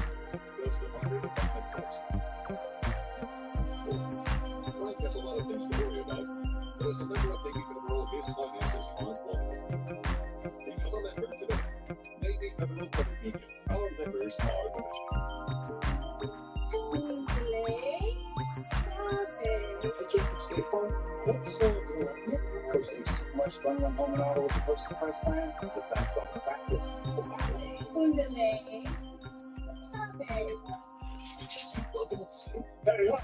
let's talk about dance.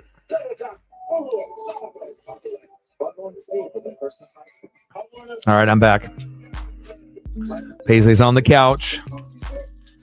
Snug as a bug.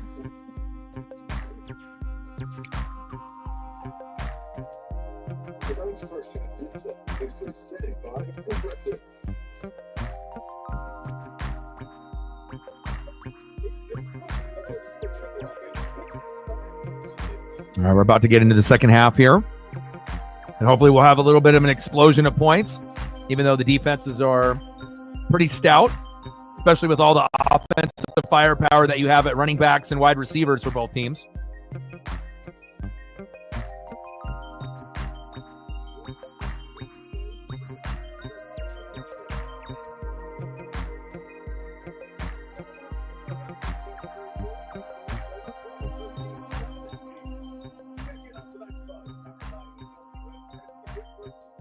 second one. Minus 6 yards, second fewest in a quarter. All right, baby, here we go. 13-7, Philly.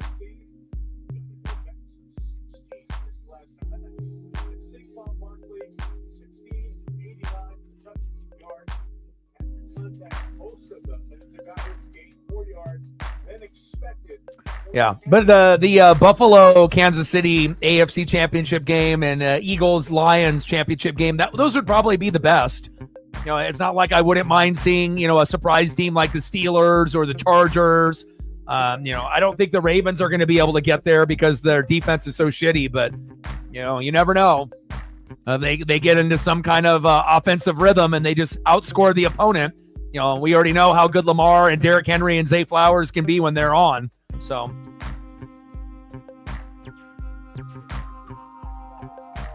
but I think we have to go with what we trust, you know, and maybe those are the four teams that we trust the most. Chiefs and Bills, and even though we've seen that story many, many times, I think the real story would be, can Buffalo beat the Chiefs? You know, they beat them in the regular season, but is this the year that Buffalo makes the Super Bowl and they end up beating the Chiefs by like 3? You know, like in the AFC Championship game, it could happen, but I don't know if it will. At some point, the Chiefs are going to lose, but, you know, when? You know, we just don't know, right? And then obviously the Lions are the best team in the NFC, and they should, you know, make the Super Bowl and could win it all.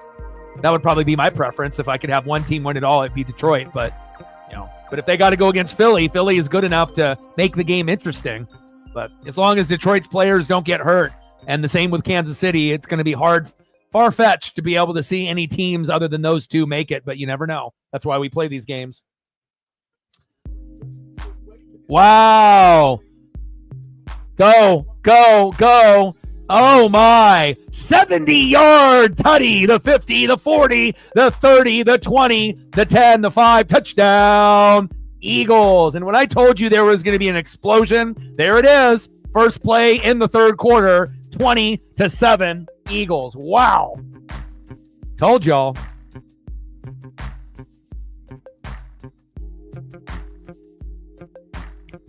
Man, they just got slapped in the mouth right there. Oh, my. I don't think anyone saw that coming. We knew the points were going to come, but we didn't think they were going to come on the first play. 70 yards. God, if you got Saquon in fantasy, you're living your best life. Wish I had him. Nice job, Quan. Extra point is up. Right down the middle by Elliott, and it's good. 21-7, Eagles. Is this the best running back in the NFL besides Derrick Henry? Seems like it. Is he better than Derrick Henry? I mean, they're both up there at the very top. And I guess, you know, it is personal preference. Do you want like a shifty back or do you want a power back? And I don't think there really is a wrong answer, but God, Saquon is very special. Oh, my.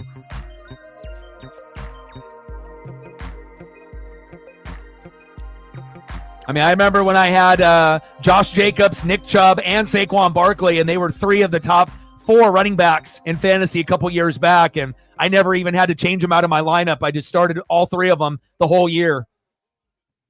Oh, my. Great to see Saquon. And again, you know, he never really had a good offensive line with New York. So when you're actually playing with a team that has a good offensive line, then these are the type of plays that will happen from time to time. Great to see Saquon shine. You don't want to see a player wasting his best years on a shit team and a shit franchise like New York. Nice job. We're at 21, 79 to go. Yeah. Smart man.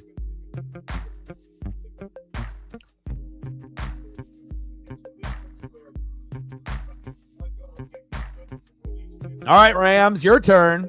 I don't know how you respond to that. You know, after a 70-yard tutty, I mean, essentially the game is over.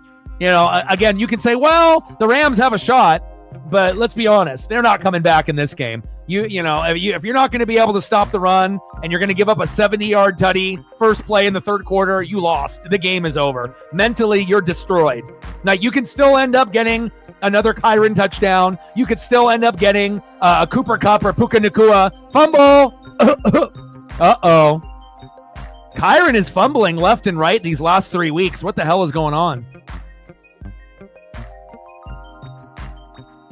Kyren is not securing the football, and they're punching it out week in and week out. Luckily, they had an offensive lineman jump on it, and that has to be corrected. My goodness. And again, they've been watching him on film, and if he doesn't protect the football, then they obviously are coached up to punch it out, and we've seen Kyren fumble more than normal. Last 2 seasons, he's got 8 fumbles, tied for second in the NFL. Not good. Still a great player, but he got to clean that up. And again, Kyren gets more looks right up the gut than almost any other running back besides Mixon. And coincidentally, both of those guys reflect owns. And they are touchdown machines, but you don't want to have those fumbles turn into turnovers, especially when you're down by 13. See, Britt is hopeful. She's like, I need a 90.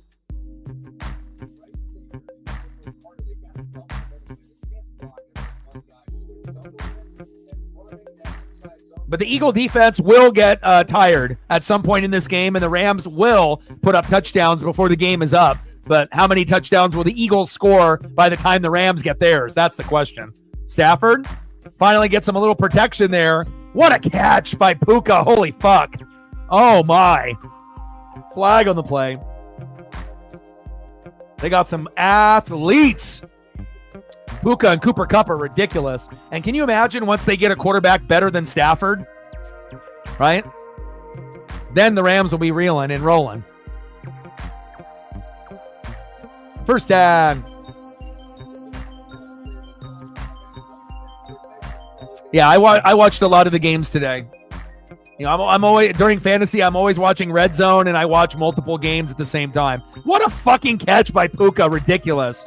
Stafford overthrew that ball. Look at that Superman extension. I mean, we're talking about like 5 guys in the NFL that could have made that catch.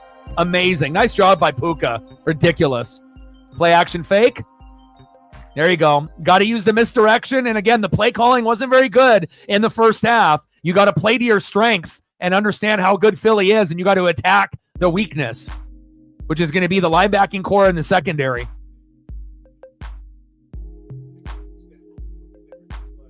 Yeah, Bo is the man. He's going to win Offensive Rookie of the Year. I mean, hell, the Broncos have 7 fucking wins.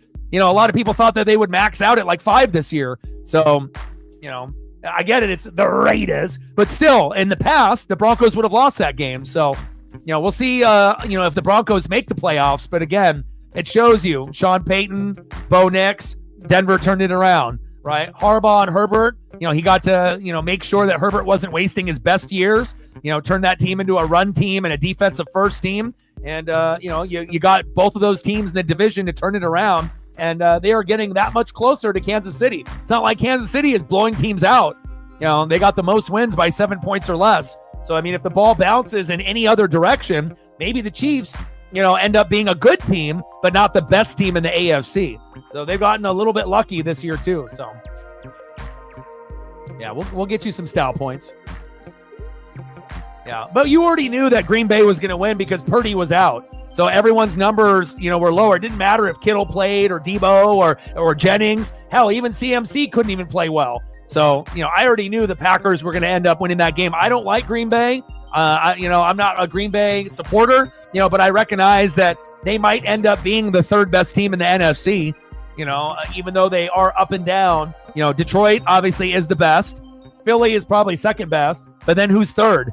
It's either Green Bay, Minnesota, Atlanta, or maybe one of the teams, in the NFC West, if they keep continuing to get better, like Seattle possibly, or the Rams, or, the Cardinals. And then we'll see if Tampa, can come back. And, if the Falcons keep reeling and Mike Evans is back, we don't have Godwin. I could see Tampa winning the division now, with Mike back, but it's going to take a lot of work. But I like what I saw out of Vita Vea. They lined him up at fullback. They lined him up at nose tackle. Absolutely destroyed, an offensive lineman and got that sack lunch. So I feel like, even though we're not great, it's not like Atlanta has like a 5-game lead on us. We're all kind of jumbled in the same spot, just like the Hawks, the Niners, the Rams, and the Cardinals. So it's tough to say who's going to be the winner of the West or the South, but I'm kind of hoping it ends up being Tampa and Seattle if I had my choice. So. Yeah, but you don't actually believe that, Captain. You can say it, but you already know that that's not true. But, we'll see as the year goes on if they can keep stacking wins. Maybe they could turn into the, 4th, 5th best team. But we'll have to wait and see.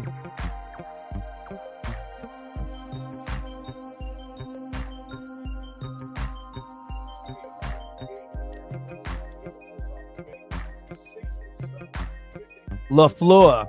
He's a handsome fella. 27, Eagles. No, I did not see that they fired their... when did they do that? Today? Yesterday? First down and 10?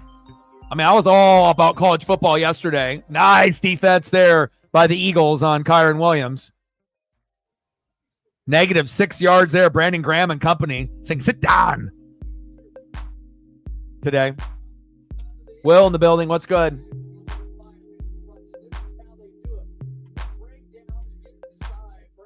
Yeah, Tampa's coming for you. You guys had that, couple game lead, but the Saints fired their coach. They're confident. We feel pretty good with Baker and Mike Evans back. Maybe you guys win it, but if you don't, it's going to be us. So, and I don't think the Saints are good enough the rest of the way to get there. I think that they can win a few more games, but I don't think anyone thinks the Saints are going to win it. It's either going to be Atlanta or Tampa, but we'll find out. Pass incomplete. I don't know why he's picking up the football there. That's obviously an incomplete pass.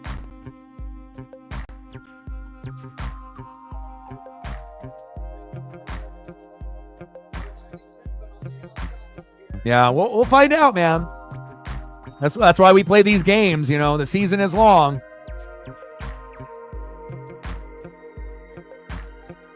It just really depends on what Atlanta team comes to show up. If it's the good Atlanta team, yeah, they might be able to win a game in the playoffs. But if it's the bad Atlanta team, we've seen quite a few games of that this season too. So, a little inconsistent.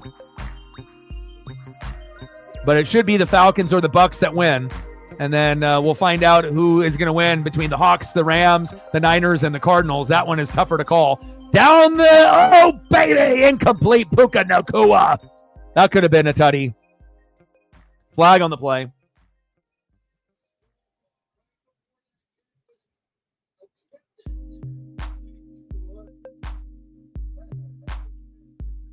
PI on Philly.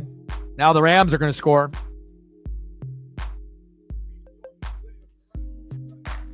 He's got good body control. He's got, good hands, good route runner. He's tall. He's physical.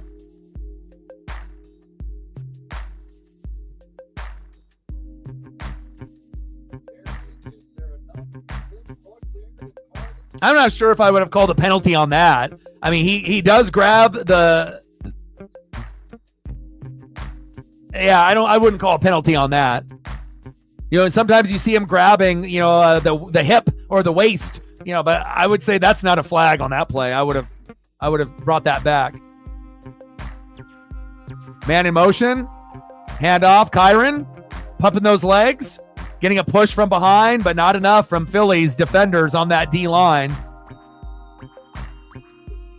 All that for just a 1-yard gain as Big Play Slay is on the sideline going to the locker room.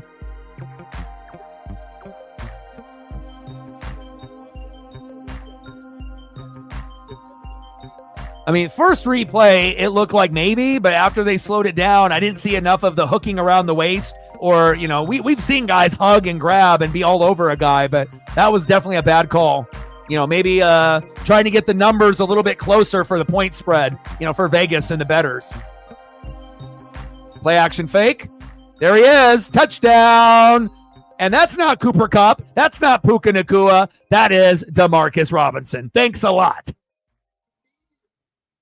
And there is the tutty. Extra point is up and good, and now we actually have a game. And it kind of makes you wonder when those key penalties are called, because as soon as the penalty is called, have you noticed that typically it leads to a touchdown like 90% of the time after? Obviously with a PI, if you have it down to the 1 to 5 yard line, right? But it doesn't necessarily mean that they're going to score every time. but it just seems like when you end up getting a deflating penalty that is very suspect, the team kind of feels it, and normally they give up the big play one play later or two, and that's exactly what happened there. Extra point is up and good, and now we have a game. Now the referees are going to be able to win their parlay. Okay, I see how it goes. 2014 Eagles.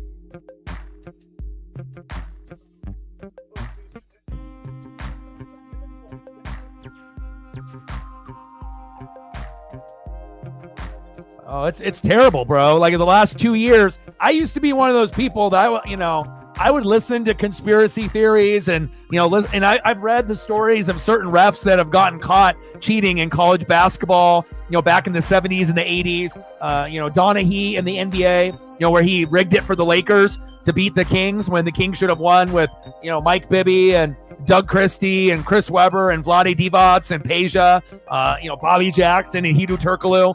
They rigged that shit so that way that they could three-peat, right?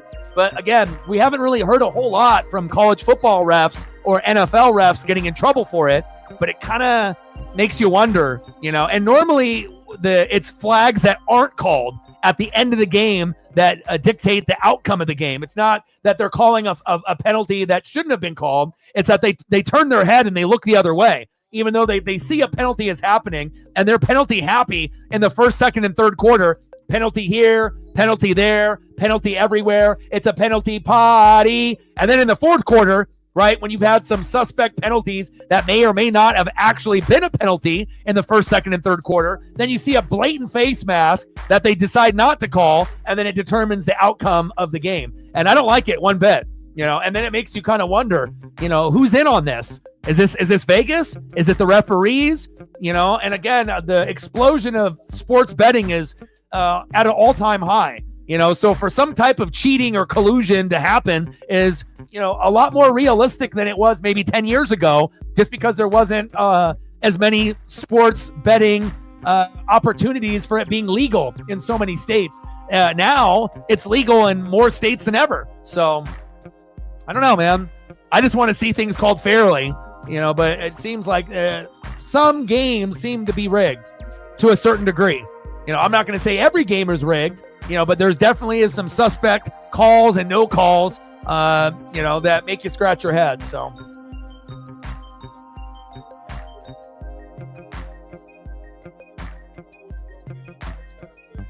Yeah, I don't think we're at a point where the league is scripted, because the thing is, it would be incredibly hard to script the entire game, for the players to actually follow the script, and you're not going to be able to do that. The game has too many variables, and too many things that are out of your control. But what they can control is penalties called or not called that could dictate a big first down that could lead to a point change, where a lead change could happen if you call this or you don't call it. Momentum can be changed, and it can give that team an opportunity to win or possibly score. And that's kind of the difference, I feel.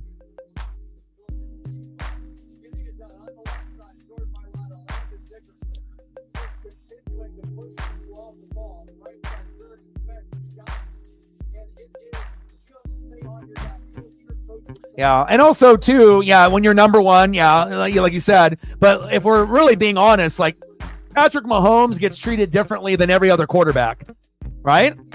It's like you can still get like Jalen Hurts, Lamar, Josh Allen, and they could do the same exact thing as Pat. But if it's at the end of the game, right, it seems like Pat gets a little bit more preferential treatment, as being like, the top dog on the top team, whether he deserves that or not, It's like when Jordan was playing and Kobe, sometimes you get the benefit of the doubt because of your greatness, but again, when it starts to affect the outcome of games, people are going to get irritated with that, right? Because we they try to say, well, everyone gets treated equal in life and in sports. Bullshit. That is not true. People do not get treated fucking equal, right? You go back and look at like sports teams growing up, and then you have the coach's son, who's like the worst player on planet Earth. He makes the team because what? The dad is the coach. Does he deserve to be on the team? No. There's always going to be preferential treatment, and obviously if you're a superstar player, you're going to get treated like a superstar. They're not going to treat a scrub backup the same as Saquon Barkley. That's just the reality. But again, you just don't want to see extra bullshit calls, called for a guy just because benefit of the doubt. You want it to be as fair as possible. But Saquon is magical out there with the happy feet.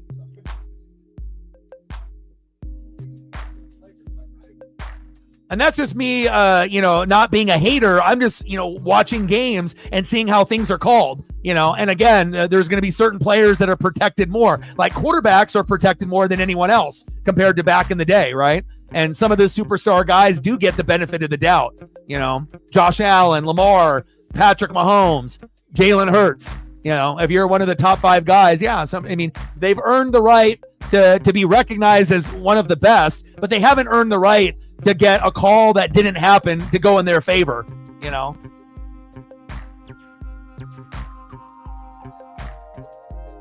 I definitely believe there's a certain narrative that they want to follow, but I don't think that the league is scripted, every game or, beginning to end.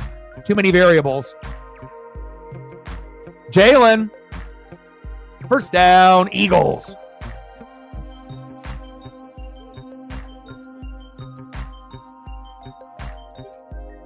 Just like in that game where I played you, where, you guys had the face mask on Bucky Irving and that cost us the game. We should have beaten you guys. But then when it went to OT, all the momentum went in your guys' favor and you guys won. Or if you guys remember the Sam Darnold game against the Rams when there was face mask, right there in the own end zone goal line area. And that would have affected the difference of the game more than likely, not guaranteed, but Minnesota might have been able to win that game. But then they took it out of Minnesota's hands and Sam Darnold's hands. So we've seen a lot of blatant face masks ignored, and it has, changed the outcome of at least 3 games this year that teams that won shouldn't have won, And it's not like, it was just a little bit of a face mask. No, it's very clear that it's a huge face mask. It's a huge call.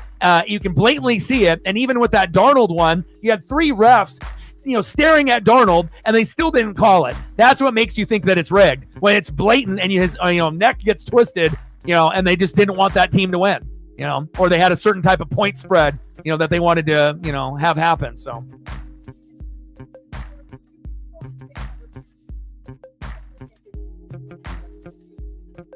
Yeah, some plays are going to go in our favor and some are going to go against us, But once you start seeing it as a trend, I have never seen so many missed face mask calls, and it's one thing if they grab it and let go. Okay, fine, I'll give you that. But when you grab and you twist and you're hanging on for 2, 3, 4, 5 seconds, not a half a second, that makes me wonder,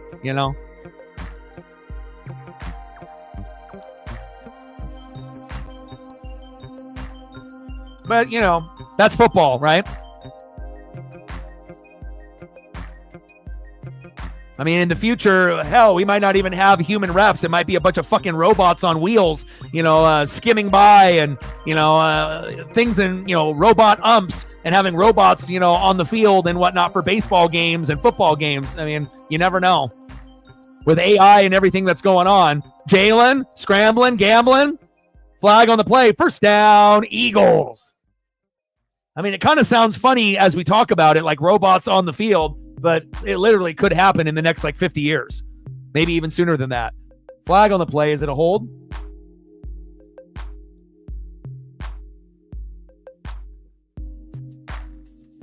We got offsetting. Illegal contact and offensive holding.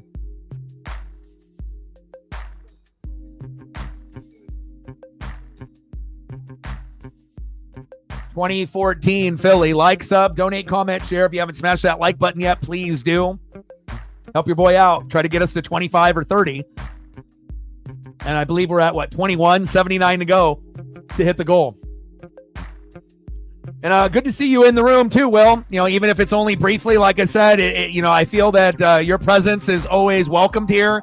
And again, I think that you have felt a different type of vibe since you've come back to the channel. When you are a regular and then you step away for mental health or job or whatever reason, you got to think, out of all the sport YouTube channels that are out there, this is probably the most positive one out of them all, because we don't deal with the trolls or the haters at all. There is no, extra credit that they get. Nice.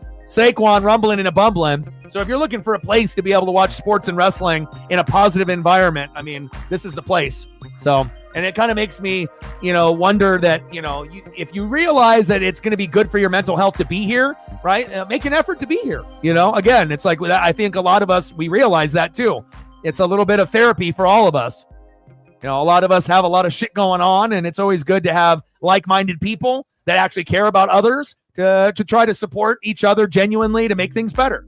And you don't get that at a lot of channels, because a lot of those channels have the trolls and the haters and people like to stirring the pot, talking shit. And then instead of enjoying the game, it's a bunch of bullshit that the mods or other people are doing to make it worse. Touchdown, Eagles. Oh, baby. Kenneth Gainwell.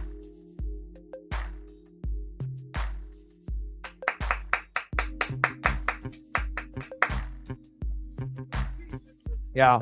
But again, it shows you, like, you can still communicate with like Odin and myself. And, even if it's been a few months, it's not like we're going to ignore you or anything. You're living kind of like Megan overseas. And, again, sometimes it's probably going to be hard to find other people that live near you or that are living there that have that same kind of love for the NFL, being overseas and whatnot. And, what a better way to be able to, have good quality people in the room.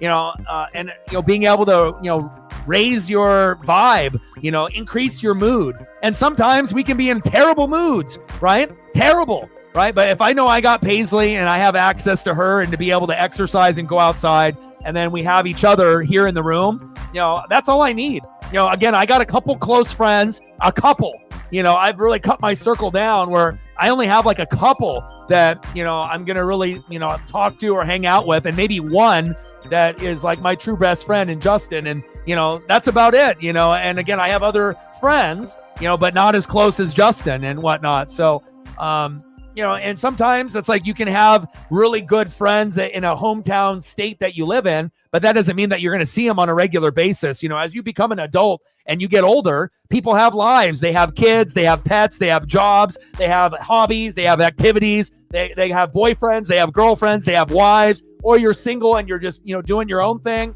So again, it's a choice to be able to make. But I guarantee that, if you are in kind of a weird spot, or even if you're great, this is the place to be. You don't got to stay for the whole stream, but even just stopping by and saying hello, you're going to get a warm welcome, not only from me, but from the others as well that know you. So always good to have you here. And remember, you're not the only one that goes through, depression, anxiety, and these kind of, feelings of uneasiness. I think all of us have been in that boat at some point or another. Luckily, you guys and Paisley have dug me out of that hole, and I'm no longer in that hole that I was a couple years ago in a bad relationship and just with bad people around me. Now it's like I cut my circle down. I have you guys, I have Paisley, and again, Paisley has made such a big difference in my life. And again, you just start to realize what's important to you.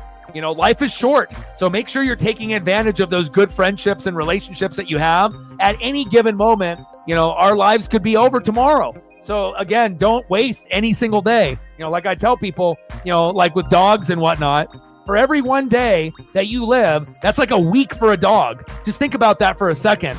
Dogs typically are only going to live, maybe 8 to 12 years. And if you're incredibly lucky, you might have a dog that lives 13 to 20. But it has to be the right type of breed that to make it. And also you have to have some good luck with genetics. You got to take care of them. You got to feed them right. You got to exercise them. So make sure you're going above and beyond, for the fur babies, even cats as well.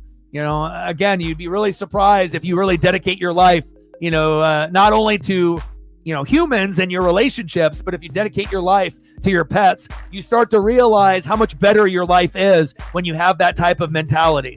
A lot more empathy, a lot more sympathy. You start to really realize what's important in your life and how much love that you have to give. And you might have not been able to get that love back by a human, but you'll definitely get that love back tenfold from a cat or a dog. So treat them that way. Don't treat them as just a pet. Treat them as family, and you'll see that your life can turn around. I mean, shit, for me, I lost 90 pounds. I'm in the best shape that I've ever been.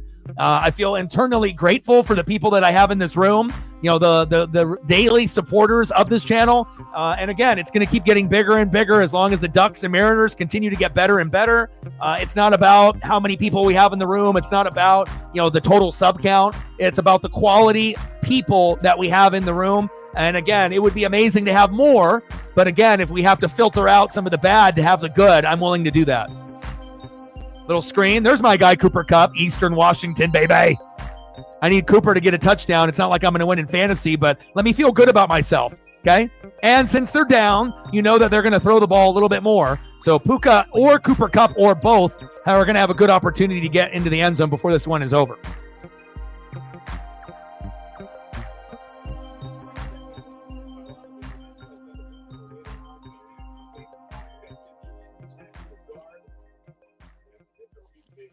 Yeah, you guys...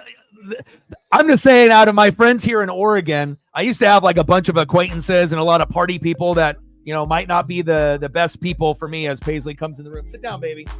But of course, you can still have very, very close relationships. And honestly, I'm closer to a lot of you guys in the room than I am with people that live here in Oregon. So you guys are very, very important to me.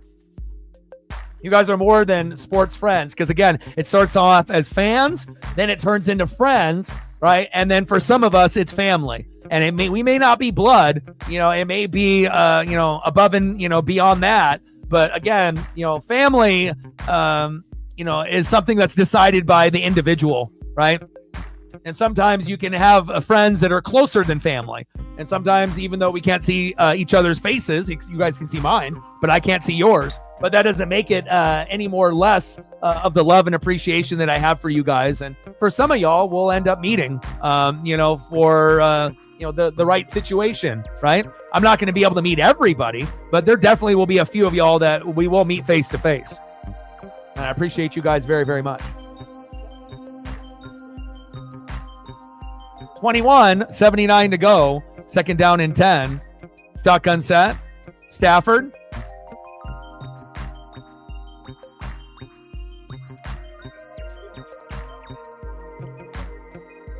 Appreciate you. And again, besides Justin, you're probably the only other person that I actually send information to. Usually I'm only going to do that. I can't do it for so many people, even though I know some other friends may appreciate the information, but I think that we've gained a nice bond. And again, besides Justin, you're the only one that I end up, but again, it's we send each other stuff that has meaning. It's not just, here's a random picture, a random article. It always is for a reason, and it's important stuff, whether it be, globally related, or if it's weather related, sport related, our teams, and stats, analytics, going deeper. Because I like to be able to be around people that are intelligent and smart and that look deeper than the obvious, not just black and white, but give me the gray. And a lot of times people neglect the gray area. And I love stats and analytics, watching film, reading. And when I can get someone that has those same type of interests, obviously we're going to bond. Stacks on stacks, racks on racks, little Cactus Jack, bite, $2 holla. Puka! Look at him. He's like the A.J. Brown of the Rams. He's got that same type of frame, just in a Samoan, Hawaiian type of build. Appreciate you.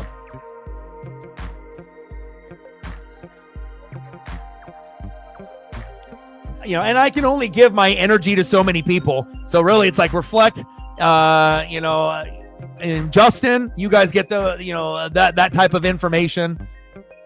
And obviously, Britt gets my time too. So obviously, and there's going to be a few of y'all that will talk here and there and whatnot. But I can only give out my sports energy out to only so many people. And just I feel in life, when you get burnt, in relationships or whatever, you get to a certain point where you realize that your peace of mind is so important. And some people will realize that in their 30s. Some people will realize that in their 40s, but I feel that once you get burnt, regardless if you get cheated on or not, but when a relationship doesn't go right, it goes wrong for a reason. And you can either realize that you learned something from it or you don't, but you have to kind of understand that, certain people were put into our life for a reason, and not everyone is going to be forever, right? And some people are it's like a season, and sometimes we make bad decisions in partners, right? In the past, like we all have probably said, damn, I can't believe I made that decision, like looking back now, right? But in the time, it looked like, oh, this might actually be a worthwhile relationship, or this could be possibly a good friendship, or maybe a good boyfriend-girlfriend type of thing. But then as you start to realize the true colors of people once they come out, you either have to adapt and then you end up realizing the mistake that you made, or you kind of repeat yourself. But, for every single person, who you are, there's some really good connections that we have. And again, I've really only talked to like one person, like really on the regular, here in Oregon, one, it's like my best friend. That's it. I mean, I'm at a time and an age where I feel that we can bond here, and I got Paisley, and I only have so much, energy that I can put out, for people that I want to be able to put that energy out for. So for every single one of y'all in the room, I appreciate you guys very, very much. You guys are the best of the best. I couldn't ask for a better group. And the best part is that, it's not like everyone is the same in this room. I think the one thing that for some of us, right, that we have in common is that we have that love, and we have that generosity, and we have that love in our heart that if we could help, we would, right? And we would help more than a lot of the friends in our friend group. Like, we may not be the most generous, but I think that there's going to be certain friend groups that we have that some of us will do more than maybe a friend over here on the left or friend over the right, and again, it's just that kindness that you have in your heart to go above and beyond. You remember, when you guys are supporting me and Paisley, you're not just supporting a YouTube channel, you're supporting a dream. You're supporting a room, of therapy, as well as sports, and just being able to have this bond. So, for every dollar that's donated, for every like that's given, for every sub that's given, for every comment that is in the room, it is all for something. And that's, I think, what I'm most proud of, is being able to build the proper connections and weeding out the people that don't belong, that would belong in other streams. So appreciate you guys very, very much. Love you. Appreciate you. Puka Nakua, trying to get some points for Britt and a few others.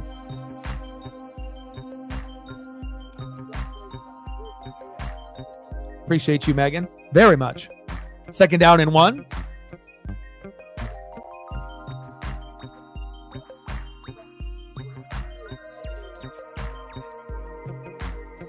Yeah, me and him, we don't hang out really anymore. He got married and whatnot, and I think he got mad at me because he ended up getting like Monday Night Raw or like SmackDown tickets. And we were gonna, end up going, but that was when the Natty with the Huskies and the Wolverines, and I told him I had to work, and I told him sorry and whatnot, but sometimes it's like, if it's me just, hanging out with someone else, then I get it. If you want to be mad or something, almost intercepted. But, when I tell somebody I got to work, they have to realize that, of course, I would rather fucking go watch wrestling with one of my friends rather than sometimes work. But again, this is something that is very important to me. Like a lot of y'all in the room and Paisley, that I got to make sure that, I'm doing it, not just for the views and the subs and the donos, but if I've dedicated the whole season, I can't just go and do games, live streams all year, and then all of a sudden I'm not going to do the Natty, things like that. So it's like, at one point or another, will we, talk or hang out again? Yeah, I would assume so, and whatnot. But, again, I'm not in a mode, and I will always say sorry.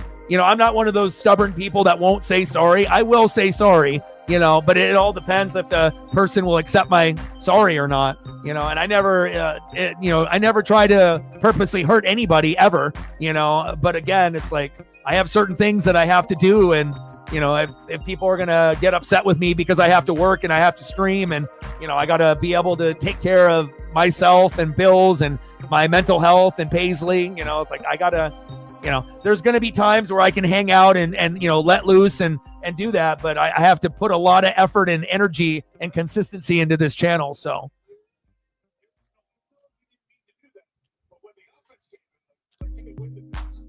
But when people get married and other things happen, and people do other things, and Stafford. 12 noon. You know what time it is? Time for a sack lunch. Yum, yum, yum, yum, yum.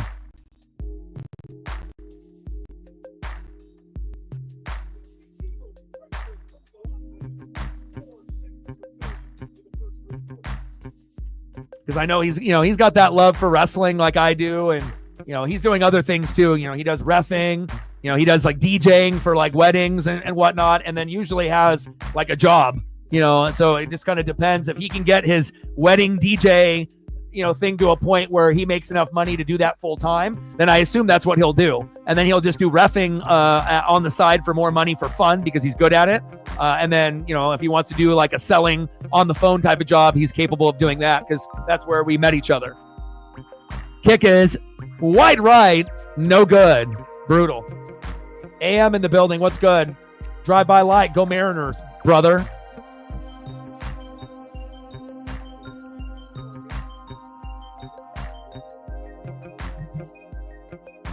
Yeah, well, better than me, man. I'm not in it, but good luck, and hopefully things will turn around. And go Mariners.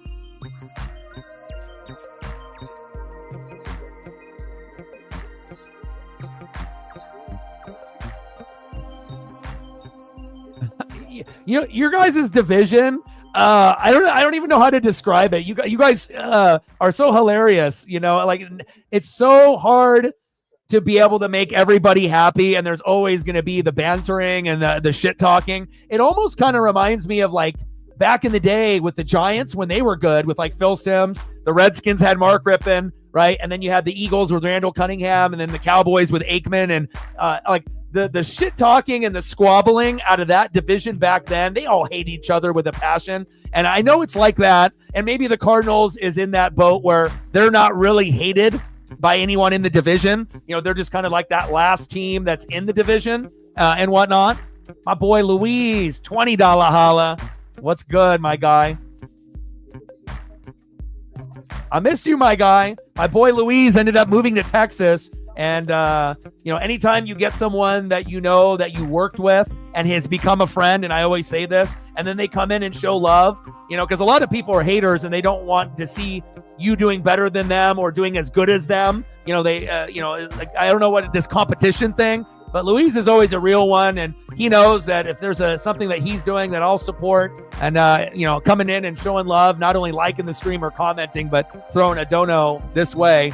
I appreciate you. His name is Luis Fernando, calling on behalf of Verizon. Cam Lampkin, 33. Nice, dude. And, bro, you are so talented. You got the bilingual thing going for you. You can do the Spanish thing. You can do the English thing. But, again, you can sell anything. If you can sell what we were doing together as one of, like, the hardest things to do, and if you can do that on a righteous level, like, literally, if you can do phone sales with big businesses and you're doing cable, internet, and phone, right, you can do anything. You can sell cars. You can sell furniture. You can sell insurance. You can, even scale back and make less money and do customer service. Like literally, if you can do what we did, you can do any job. And some of the most talented people that are on phones are in Oregon and Washington because that's where they typically outsource to. Keep doing big things, man. $20 holla from my boy. And again, you can do anything that you put your mind to, and you know that. And again, some of the people that we used to work with are no longer with us, right? Anatoly, RIP, Brian Jackman, RIP, right? Fucking Armand, RIP. It's crazy that we've lost like our little crew, right? And we had a lot of partiers in our crew. Bang, bang. But, it's kind of crazy to think someone that we used to see on an everyday basis, 3 of those guys are no longer with us.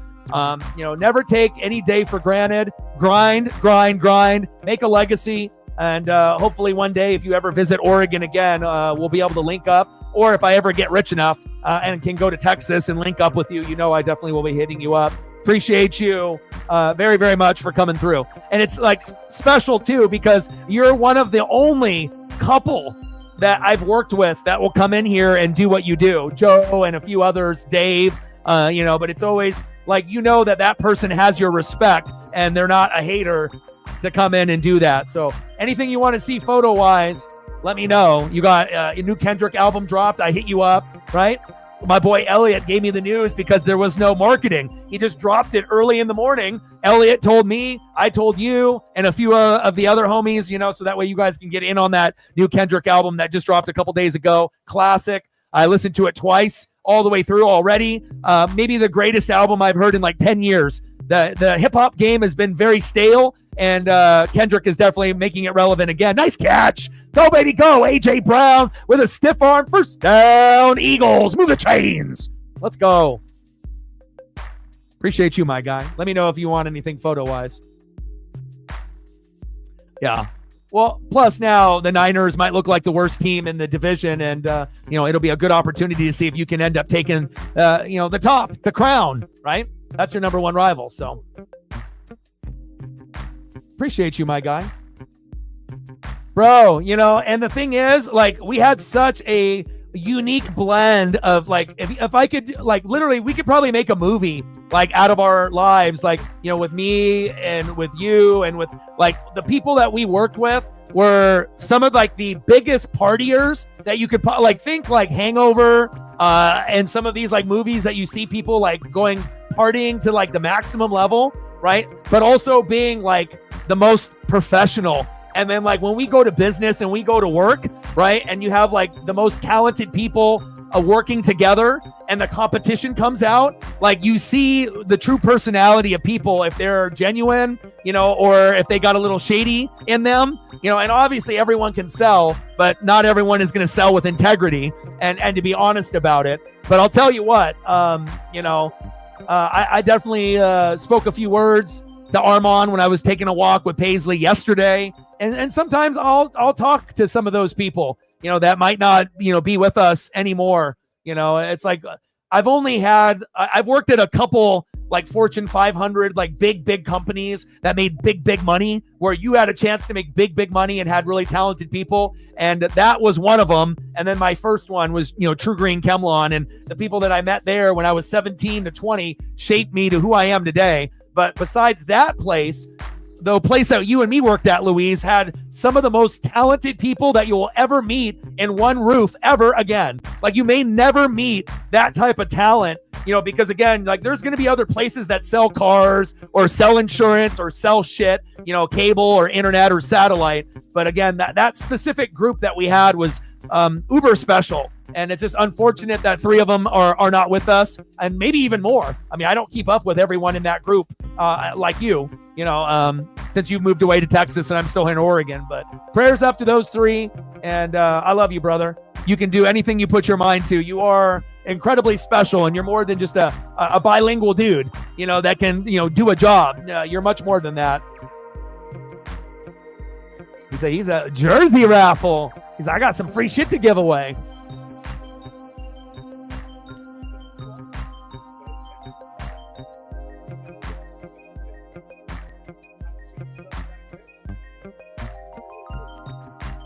End of the third quarter, 27-14, Eagles.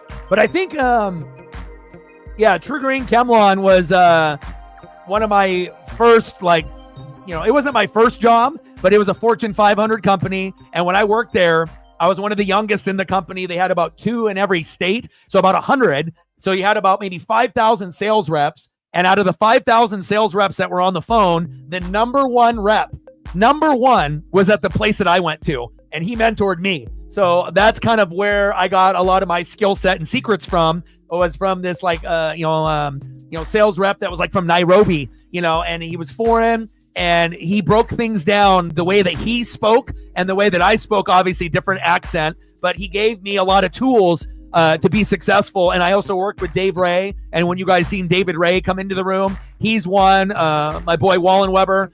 There's a few of us, Jesse Peralta. But again, it was a very special group. And at one point, that guy that was number one out of like 5,000 reps, he taught me like kind of how to be like the dude. And for like 1 or 2 weeks, I was the number one rep in the whole entire company and got like a couple plaques. But this guy, he had like fucking 200 of them because he was like literally the best guy in the entire United States. So if I didn't have like him and Dave Ray and a few of these other guys, I think I still would be who I am, but it would be probably a different version of me. And then obviously the next was like the King Kong OGs, man. You know what it is. But I think also, too, we knew that each other, we might not be recognized as the best in the company. There was always going to be someone that was more of a smooth talker or a liar or flashier, or had the, better connection with the owners or the managers, or that would get spoon-fed better material. So, of course, we knew that what we could be, but again, it's like doing it with integrity, or being like a scammer, and again, we never were like that. And again, you can be number one, but that doesn't mean that it was real. You're going to get those chargebacks and those cancels. And when you look at your paycheck, you might not be on the same level as people that were lower, right? We know that. Almost like a fake number one. But you can do whatever you put your mind to, my guy. I wish you and your girl the utmost happiness there in Texas, my guy. 27-14, Eagles. Appreciate that. Yeah, I'll hit you up and we'll figure something out. Wow, see, that's another thing. Yeah, and I worked there for I worked there for 3-4 years.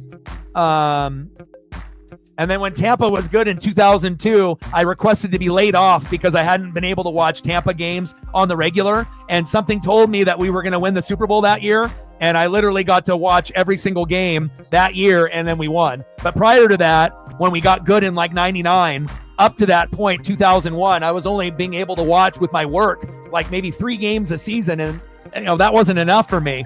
Maybe 4 at the most if they had like a primetime game on or something. But yeah, but I learned a lot from those places, selling the cable internet phone to business owners in New York and Boston, the most cutthroat people that you've ever talked to on planet Earth. Rude, very rude, right? You can't swear, you can't talk back. You got to have a lot of discipline. And then True Green Chemlon, that taught me a lot there too.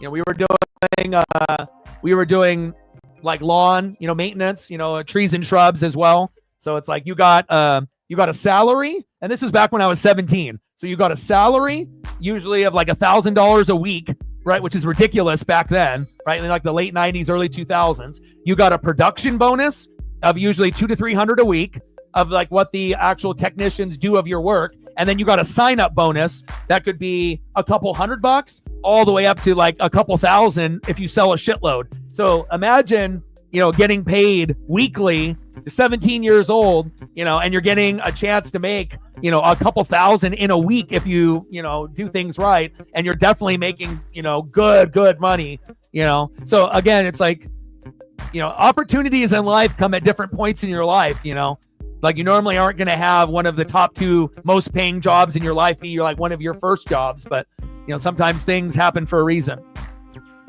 And I actually quit varsity basketball for that job, as the starting point guard, and people were pissed at me, but I made that sacrifice knowing that my voice was going to be my destiny. Appreciate you, brother. I will hit you up. Love you too, bro. I will. That's my boy right there. Luis Fernando. Great memories. I mean, the craziest personalities, like think about like Workaholics, The Office, and like a lot of these, TV shows and the crazy shit that they do, like, off work or at work. That was like us, man. It was a wild, wild time, man. 27-14 Eagles, 2nd and goal. Luis Fernando, he's a good one. Megan, that's a good one. Feel better. Fake. Going back into the 5th row. And that guy gets to keep that ball. Keep it. Appreciate you, brother. And that's wild. Yeah, but True Green was like crazy because like when you're 17 years old, and I worked at Thriftway as a bag boy. Then I worked at like Euros, like at a food cart next to Panda Express.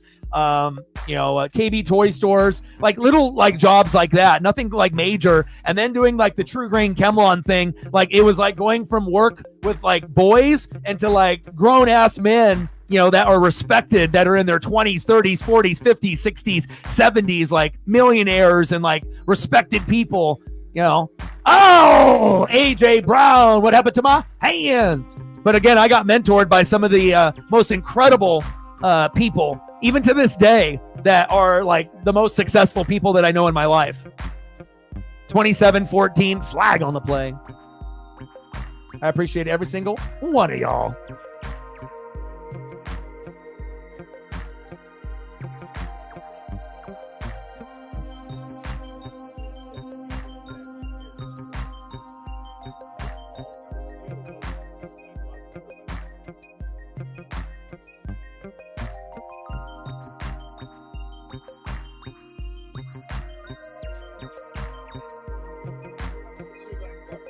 Oh, is that good? Let's go. Just got to get that offensive line right. Offsetting. Unnecessary roughness. Defensive pass interference.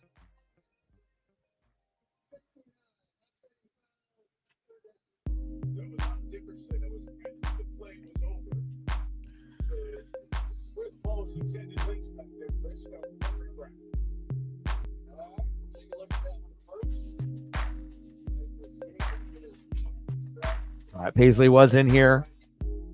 Sometimes she likes to hang out with dad. Sometimes she wants to chill on the couch.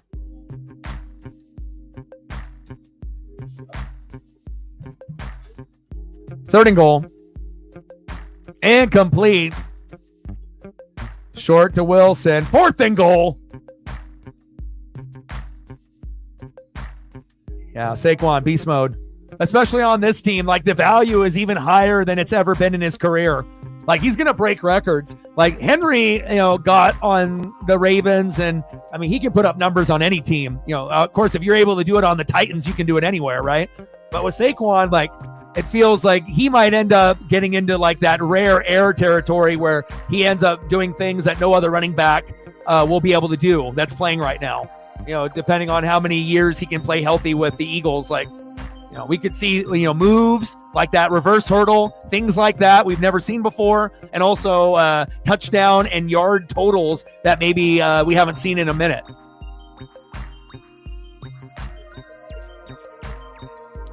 (30-14), Jake Elliott. It's good.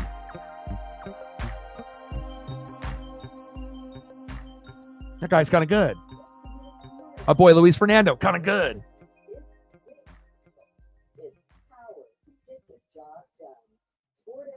Is the best-selling truck in America, and Super Boost is a big reason why. At Landmark Ford, Wish I had a Saquon.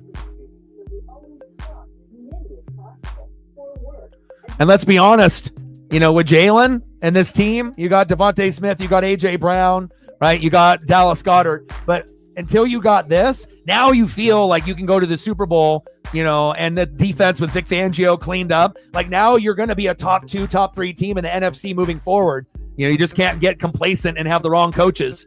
You got to make sure you stay as healthy as possible. But you have this and you have this. And when they're rolling, pretty hard to beat. And maybe the only team that might be able to do it is Detroit. So hopefully we end up getting that matchup in the NFC Championship game. Unless it ends up being the Seahawks or the Buccaneers, of course. See, I'm thinking, you could get something like that. And also I could see something weird where maybe in a game, you end up seeing a player like this, get, 200, maybe 250. If he ended up getting 300, would we really be that shocked? And if you end up getting, 1 touchdown, 2 touchdowns, okay, 3 touchdowns, okay, that's a beast game. But he's so good that it like almost makes you feel that he could score 4 or 5 times in a game.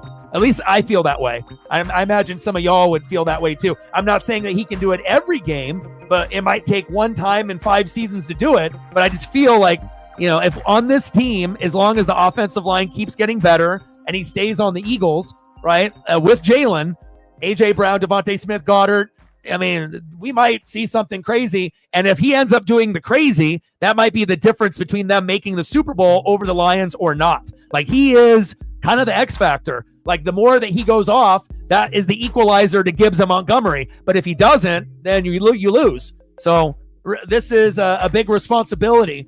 And we already know this will, always be. But your team is on another level now because you have this. Like now, you're like, okay, maybe we can get back to the Super Bowl and maybe we can win this time. Maybe we can do it, even though Detroit looks tough. 30-14, Eagles.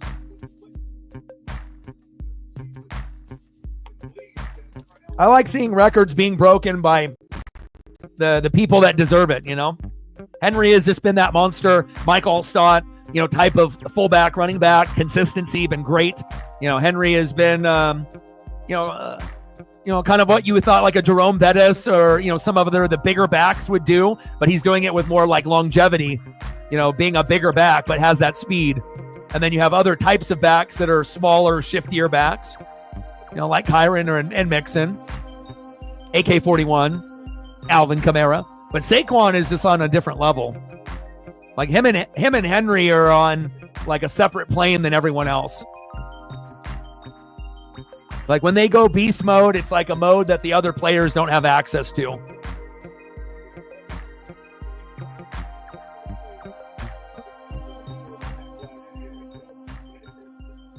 Yeah, they've adjusted. Secondary, Branch, the draft picks, you know, the players, you know, have stepped up. You know, I got a couple former Buccaneers on there.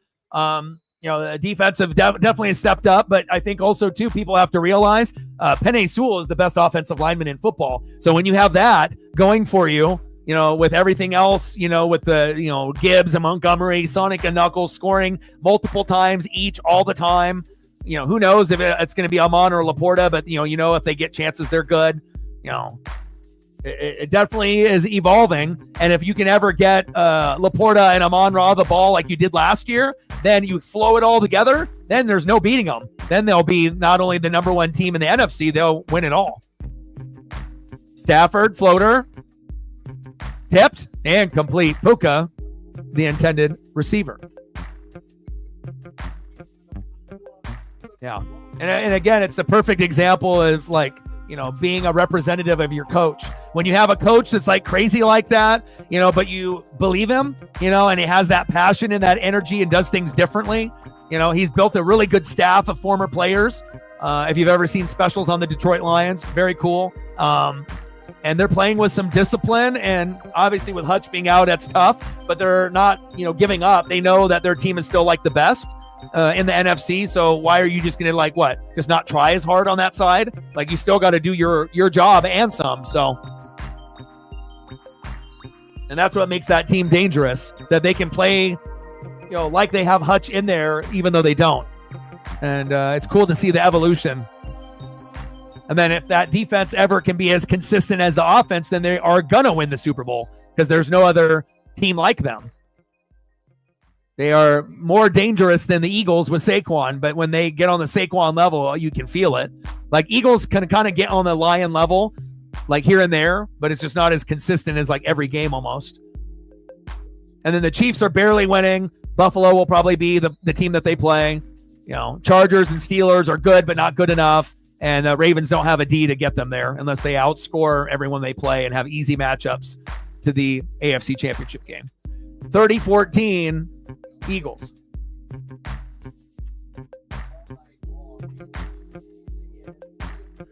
Yeah. Agreed.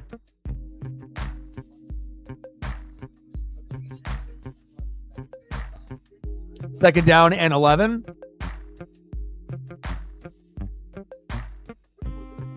Shotgun set. Stafford. And you can tell, like, Stafford is just like Puka.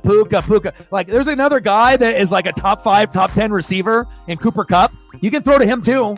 You know, it doesn't need to be Puka 4 times in a row. Like, I know that that's the number one guy now, but don't act like Cooper Kupp can't put up, you know, number one stats. I mean, the guy doesn't average 20 with sometimes a much lower looks than Puka. Like, you have to be a beast player to get 20 points or more when you're not getting the same type of targets when you were getting 20 points or more. You know, that says a lot about a receiver. There's not many guys that could still put up similar production with less, and you're not even the number one guy anymore. He can catch still.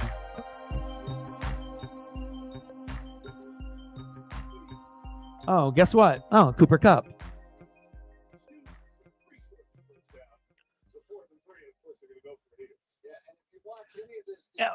I can't even get one. It just has to be Puka. I can't get Cooper. I can't get the cup. Not one time. I mean, there's enough footballs to go around for both. I mean, both of us can lose together. Well, you're going to win. Are you still down right now? How many points are you down? Did you win yet? Okay, if you haven't won yet, then yeah, Puka. But if you haven't won or whatever, I can get some points too. I got to be able to feel good about something. This fantasy week sucked. Finally, I get the number one projection like I did week 1, and then the players don't step up. Like Christian McCaffrey, James Conner, how dare you? You can't be 2 of the top 8 running backs this week and then shit the bed, both of you. Terrible. I was projected for 131, and I'm going to finish with 120 unless Kupp gets in the end zone. And then, of course, I get the most points scored against me. The person I play puts up 147, and they're not done. It's instead of getting beat by 120, 125, people are putting up 150 to 200 against me. Golly. Really? You guys got to do me like that? See, you're good. You're good.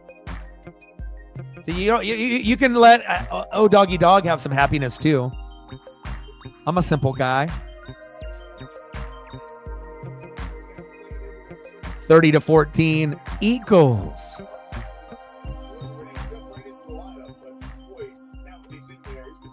Yeah, he's getting up there.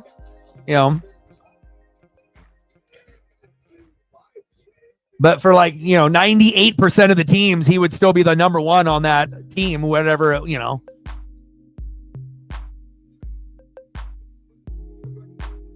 I mean, Demarcus Robinson is a great number 3 option, and sometimes that's the guy that's going to get the fantasy points.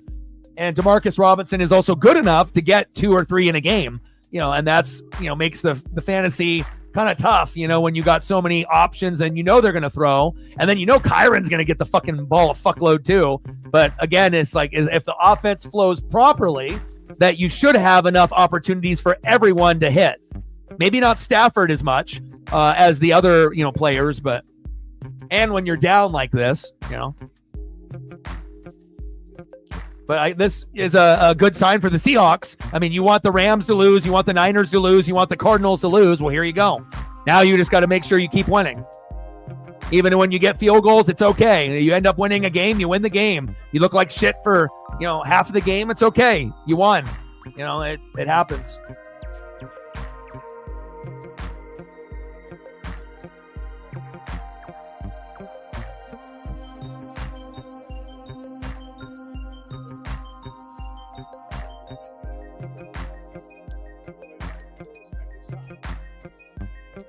So what are going to be the best Super Bowl matchups? So Lions, Chiefs 1, and then what? Lions, Bills 2, and then Eagles, Chiefs 3.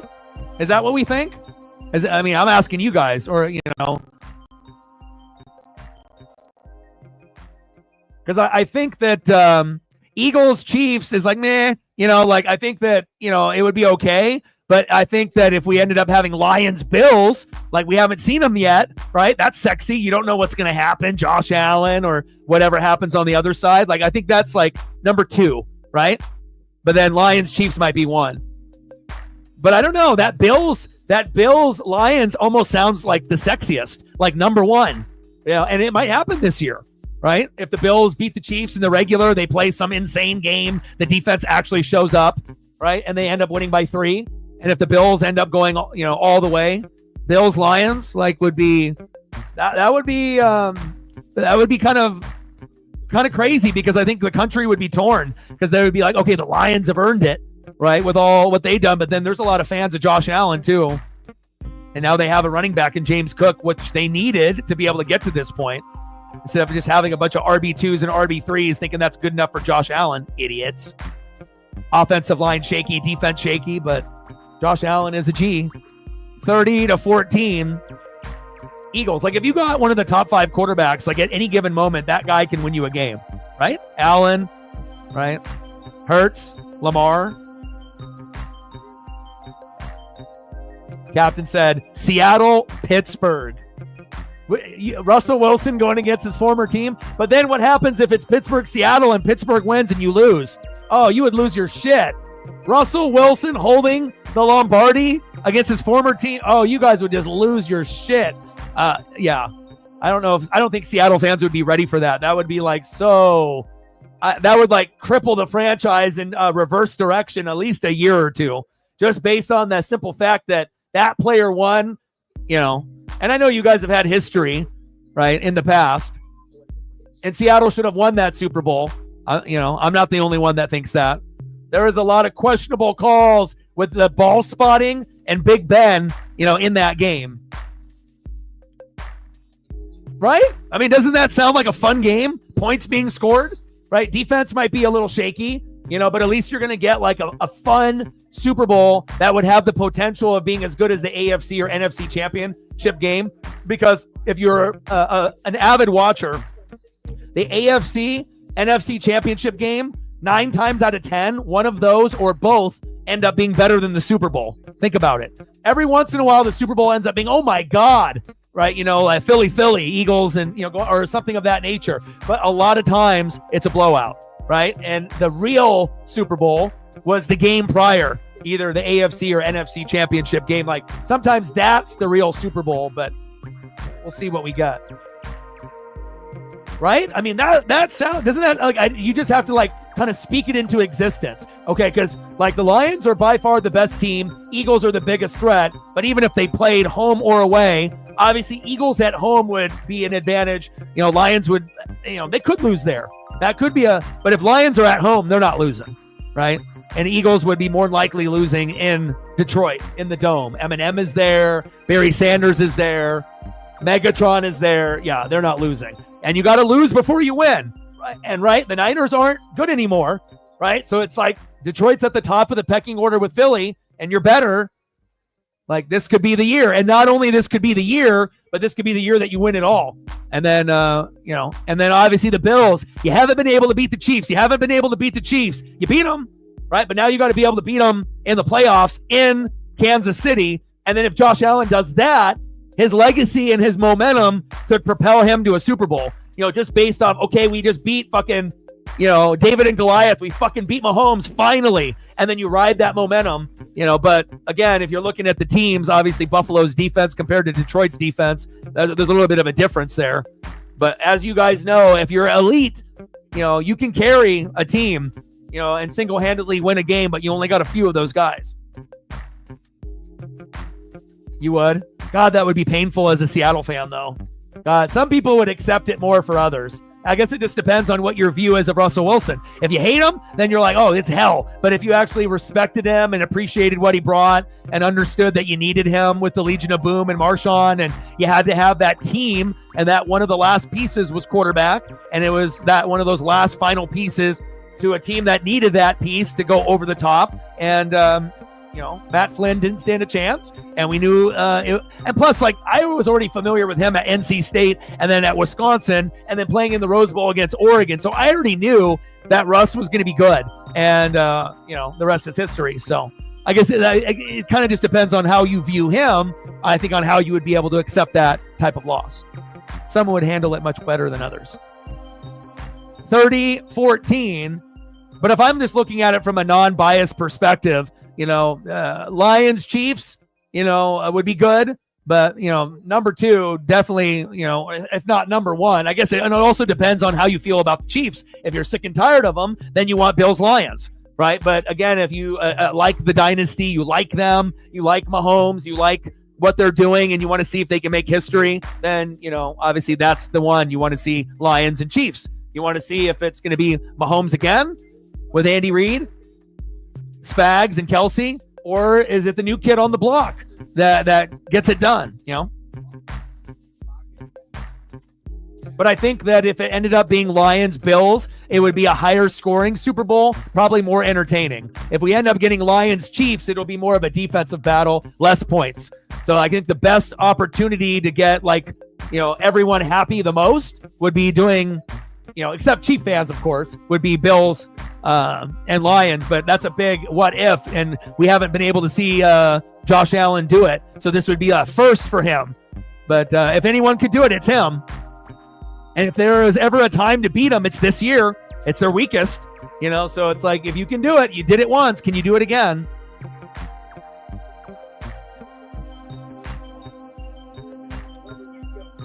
Oh, yeah. A lot is being generous. A lot of people. Yeah, it's always going to be based on what you say to the press and what your actions are, and it's based on what comes out from the media and the journalists and just personal and social media stuff, So then you can kind of get an idea, if someone is a genuine, real person or if they're maybe living in their own world. Flag on the play. 30-14, Eagles. So, Britt, have you won? Did you win already in fantasy? You're good, right? I can get some Cooper Kupp. Probably won't, but.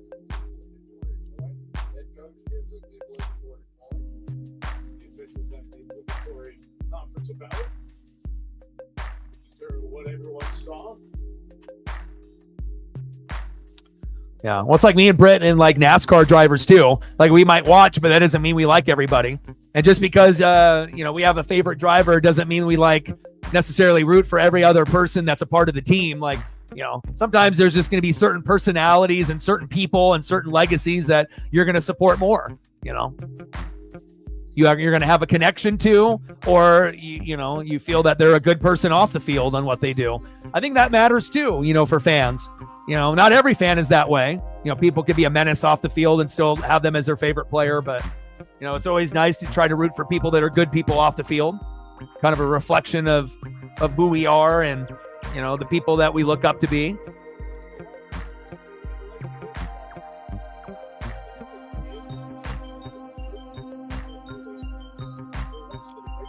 Little short game.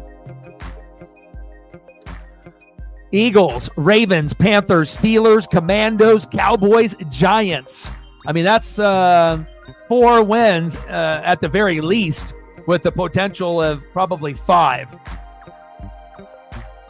I mean, Philly could actually win all of those games. I assume they'll lose to the Ravens, possibly, in Baltimore. Lamar will be cooking. Even if it is the Eagle defense, I mean, Baltimore, like Lamar turns into another player as long as it's not against Pittsburgh or a team that's got a strong D. And tomorrow, that's another one. The Chargers. Gainwell, short game. She said, I want to crush my opponent. Screw you and your guys, O-Dog. You don't need anything from Cooper Kupp. I need to win by 50. It's okay.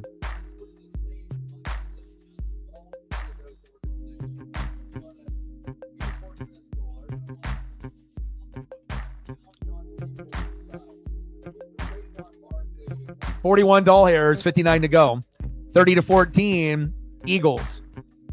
And it's kind of crazy, too, to be able to see the Eagles transform to a team. Oh, my, 72 yards. Saquon might be the best running back in the NFL. This is, right now, lets you know that he is. Derrick Henry, you're very, very good. You're number 2. But Saquon Barkley in 2024 with this offensive line, wow. I mean, you are not only putting up touchdowns, but you're putting up multiple touchdowns. And just like I said earlier in the broadcast, where you might be able to see a record broken, was I actually talking about tonight or the future? Okay, but a guy that could get 200 yards, 300 yards, score 2, 3, 4, 5 times in a game, and get runs of 70 yards multiple times. I mean, even talking about guys like Emmitt Smith and some of Walter Payton's and some of Barry Sanders. There's a lot of GOATs that you think of, over the years. Gale Sayers. I mean, you can go way, way back. Many, many different types of guys, right? What he's doing this year, we're watching history being made. This is not the Carolina Panthers. This is not like, the Raiders, and even if it was, it still would be fucking impressive. But it's cool to be able to see a player, be like amazing on a shit organization, right? And then all of a sudden you see he's in a better place. He doesn't doubt himself anymore. It was the organization holding him back. And then him now being able to go to a place that will utilize his skill set perfectly, has a better supporting cast. He's playing free, and he's playing like he's the best running back in the NFL. And guess what? He just proved it right there with that run. What a fucking player. How many fantasy points is he at now? And again, if there was ever a guy to get you 30, 40, 50 at running back, and his name is not Derrick Henry, you're looking at him. What an electric performance by Saquon Barkley. He had a 70-yard rushing touchdown in the third quarter. And if that wasn't enough, a 72-yarder just moments ago. 37-14. Mr. Electricity, Mr. Saquon Barkley. Now it makes you wonder, what if Saquon was drafted by the Eagles? Would he be like the best running back ever at this point in his career? My goodness. That's why these games end up being fun, right? Hey. Come on now. If you want me to help you next year, come on now. Yeah, you know I'll help you. Do you want to see my budget? Woo! 46.2. Oh, my. Oh, that's great. Oh, right. And good organizations recognize that that's how you build a winner, right? You have to build from the inside out. Woo! Barkley. Oh. Shit. Man, I'm just in awe of the best running back in the world, Saquon Barkley. Now, Derrick Henry is like the only other human being that could do what he just did. Like have 2 rushes for like 70 yards. And, obviously when Henry runs, he's bigger. So when he rumbles, it's like, oh my God, like someone that's built like Mike Allstott shouldn't be as fast as Saquon, but Henry is. But Saquon does it with a different type of flair. He is the equivalent to Barry Sanders today. And wow. Oh my, 302 total, 47 receiving. Ooh. Oh, baby.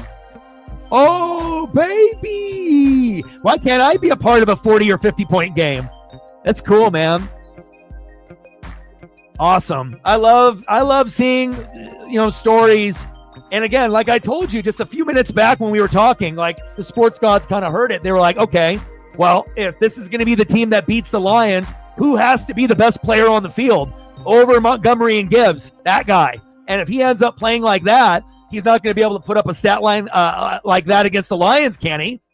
Right? But just imagine if he did. Maybe that's the difference. Like you get some kind of crazy offensive explosion by both teams. But, I mean, if Saquon plays like that, that can get you to a Super Bowl over the Lions. But if he doesn't, then you're not going to win the game. What a player. What a player. 70 and 72-yard touchdowns. Fuck out of here. You kidding me? Golly. Modern day Barry Sanders. Fun. F-U-N. Fuck that. 2 N's. F-U-N-N. Or maybe 3. Fun. Man, awesome to watch, man. It's like not only did he start it off and he was serenading us with the backwards reverse hurdle, right? No player's done it. Now you got everyone imitating him like the Dab and Cam Newton, right? Every kid is trying to do it and just getting absolutely killed at practice or in games. You're not Saquon, kids. And then now being able to see what he can do against a team that actually has a pretty fucking good defense. Like the Rams are not a bad team. Like this is a team that could win the division. Not saying that they will, but they could, right? NFC West is very even. But, well, I'm hoping it's Seattle. Woo! Woo! Woo!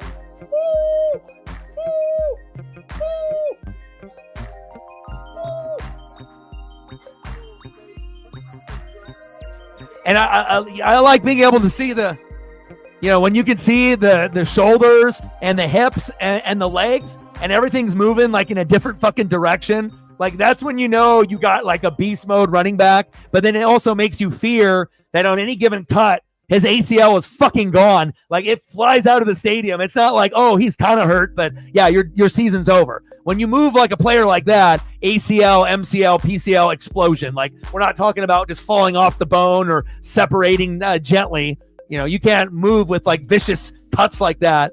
And but again, if you have strong enough legs and quads and you have good genetics, which it looks like Saquon does for the most part, like Barry Sanders, the good genetics, then you can be a genetic fucking freak, right?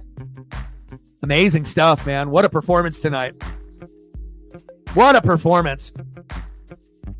Tipped incomplete. Yeah, he shit the bed for you. But again, you're still going to be a top 4 team, so you're in the playoffs. But understandably, disappointing. It was an Addison Hawkinson game. Like, how do you got the best receiver on the fucking planet that doesn't get, 8 to 12 targets every game? And again, sometimes you have a good corner on the other side. Sometimes you don't. And sometimes it's just game script, where it just, he's matched up and the other guys are open and, but no one should ever have a feeling of having a top player at a position get 5 or less. What a shitty feeling, man. And obviously that is going to lead to a loss. When you have a player that you need, right? 15, 20, 30, 40. That's what you need. And then they get you like a fucking 5 or like a 3. Like, fuck, man. Like, you're killing me, Smalls. Like, I probably already have another guy shit the bed. I can't afford my top guy to shit the bed. And that's when you're just like, oh, brother. I watched that game. I wasn't going to message you. But I felt for everyone that had Jetta. And normally that's who I have when I play. And just like an awful, performance fantasy-wise, even though the Vikings won. Just everyone got the fucking ball but him. Terrible. That's why fantasy sometimes is a little bit luck, For every game Jetta gets a 4.7, there could be the next game is a 47. Like, it wouldn't really shock us. He's got that ability, but it's just kind of unfortunate when, your player is the one that ends up getting the short end of the stick. Brutal. But at least you're in the playoffs, so you're above me, so.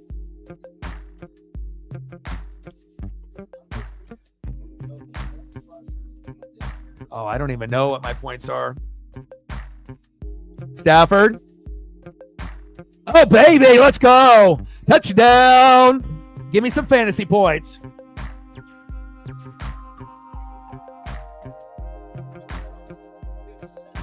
Let's go.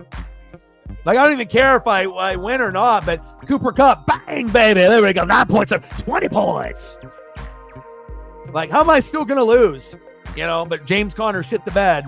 I even got 23.7 at tight end with Jonnu Smith benching Mark Andrews. Are you kidding me? Like, like in every other scenario on planet Earth, I win, but in the upside down, I can score 130 points, 129 and still fucking lose. Like, you can just, sometimes it's just not your year. I have never had so many people score so many points against me every week. Like, I literally went from being at the best, right, scoring the most, giving up the least, to literally almost being, at the bottom and having everyone score like their like amazing effort. Like, what? But I guess that's how it goes.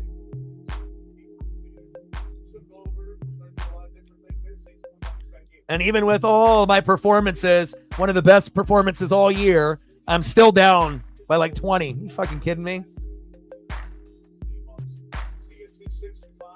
Yeah. Christian McCaffrey, 7.3, bro. Really?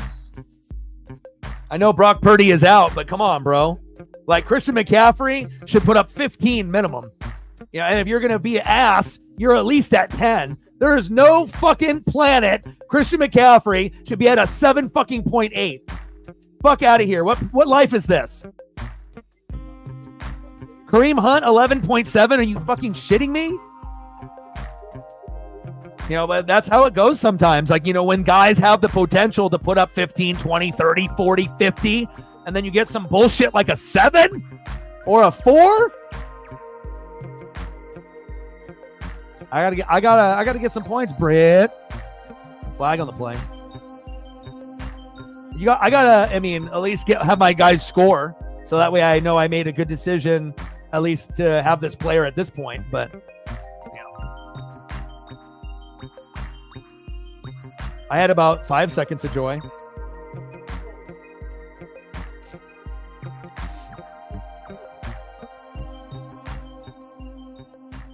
But I'm down 148 to 129.66. Then Matt beat Sarah. Shep beat Megan. Zini is right there, but it looks like that. Does she have anybody left? She's got Zay Flowers, and he's got Lamar. So that, like, when he gets points, then Lamar would get points. And Elliott's got 13 out of Jake Elliott tonight. Huge, and actually has a lead. So if Elliott beats Zini, we'll see what happens these last 2 weeks, and then reflect on the captain. The cream always rises to the crop, to the top. 37-20, Eagles.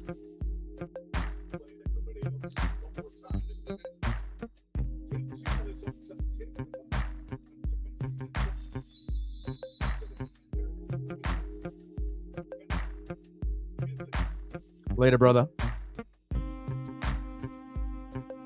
Appreciate you. Come back, bro. Don't be a stranger. Come chill with the fam. 37-20 Eagles. Shout out to all the people that like, sub, donated, commented, shared. Appreciate it very much. 105 left. 37-20 Eagles. Tomorrow. Oh, Henry Dobbins. Oh, okay. I didn't look at that close. I was just kind of skimming through. So yeah, maybe not.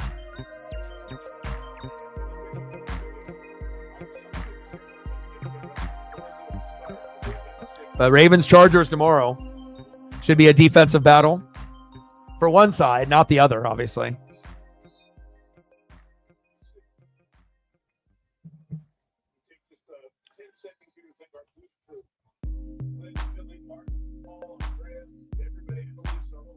Saquon Barkley game. Well, everyone that watched this game tonight is going to remember this game. You know, that is the defining moment. You know, it's like when they have Heisman defining moments, like where they make that play and then you know from that moment, like, yeah, that's the best player. Like it's close between two players, you know, and then that one player just fucking does the crazy. We just saw the crazy today. Well, I love you guys and I appreciate you guys very, very much. Oh, Phoenix. Okay. He says not fun, but you come through and hang out whenever you can when you get back. Any last minute photos or anything that anybody wants, let me know. I'm just going to post a couple like Thanksgiving food photos while anyone in the room that's donated or that's in the room that wants to see anything before we go, let me know. And then I got to eat dinner, take Paisley for a walk in the rain. But let's look at some food for a second. I hope I get to eat Thanksgiving. I really want Thanksgiving food on Thanksgiving. Hopefully my homie will be able to drop off a plate. Like, I don't even need like a lot, just, you know, mashed potatoes, gravy, a piece of turkey or two, a roll, stuffing, and then a piece of pie. That's it. You know, it doesn't have to be extravagant. Not everyone is Saquon Barkley. But I also like being able to have the option of ham and turkey. Like, not a lot of people do ham and turkey on Thanksgiving or Christmas. But I like the option of both. I like turkey and ham on Thanksgiving and on Easter, if possible. And if it has to be one, I get it. But see you later, brother. Yeah, my Thanksgiving is postponed, so I'm going to be doing live streaming in the morning for the Lions and Bears, and I'll be doing Dolphins Packers in the evening, spending time with Paisley in the afternoon, and then I have to have mine postponed a week after. So hopefully I get a homie to drop off a plate.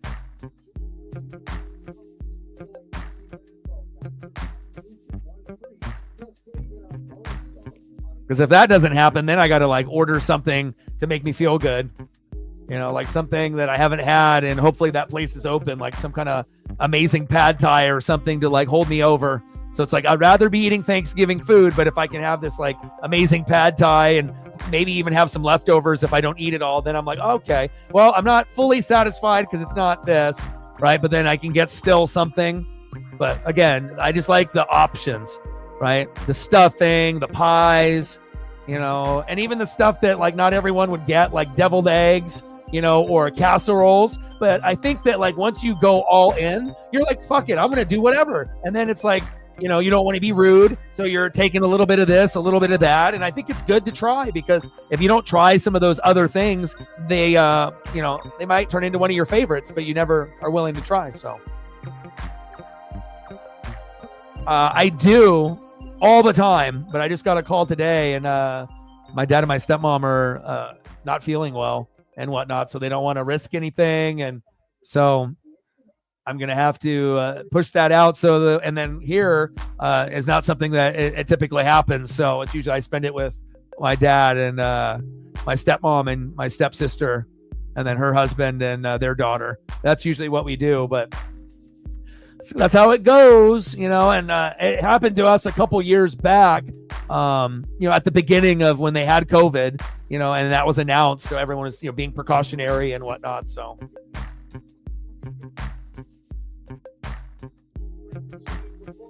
You said pork and turkey. Christmas is the ham. Yeah, but again, you can have ham anytime. And again, like if you don't really have that type of food that often, I want it on Thanksgiving, Christmas, Easter, whenever. You know, I would love to have the option more than one. Yeah, I don't know how fresh that would be. That would be amazing. But I would want to have it on Thanksgiving, though. You know, I'm just gonna be like knocking on doors in the neighborhood. Like, can I please have a plate for me and my dog? We don't have anyone to have Thanksgiving with. He said, I need that honey baked ham turkey for Thanksgiving. Some good turkey. Get them turkey wings. Did you listen to the new Kendrick yet? Peekaboo. Did you listen to it? Bro, Elliot messaged me like hella early in the morning because there was no advertisement on it, that he just like nonchalantly dropped an album. And then I had to send it to all you guys. Hopefully you got a chance to be able to listen to it. It's a classic, man. Even if Kendrick isn't in your top 3, it's a classic album. It's amazing. And give me some of that cranberry sauce. LOL.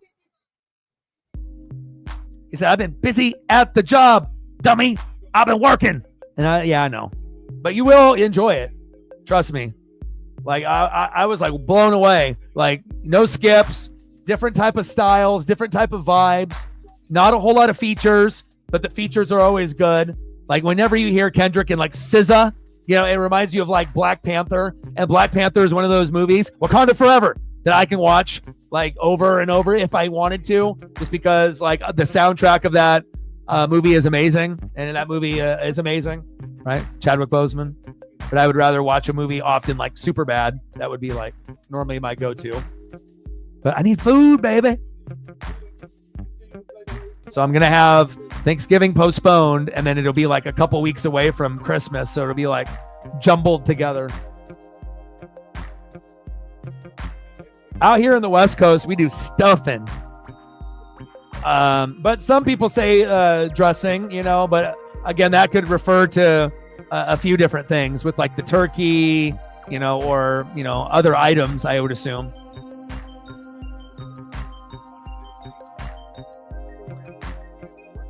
How you going to be hating the turkey, though? Why, you don't like it because of the texture? It's too dry? And if the turkey is too dry, boom, shakalaka, you dip it in the mashed potatoes and gravy, and you just dip it all in there, right? And then it's not as dry anymore, and then it's got a little flavor on it. Boom, shakalaka, solved your problem. You got to dunk it like a nugget in some sauce, right? I know I'm not the only one. Flavor, flavor, flavor. Got to go to Flavor Town. I like going to Flavor Town.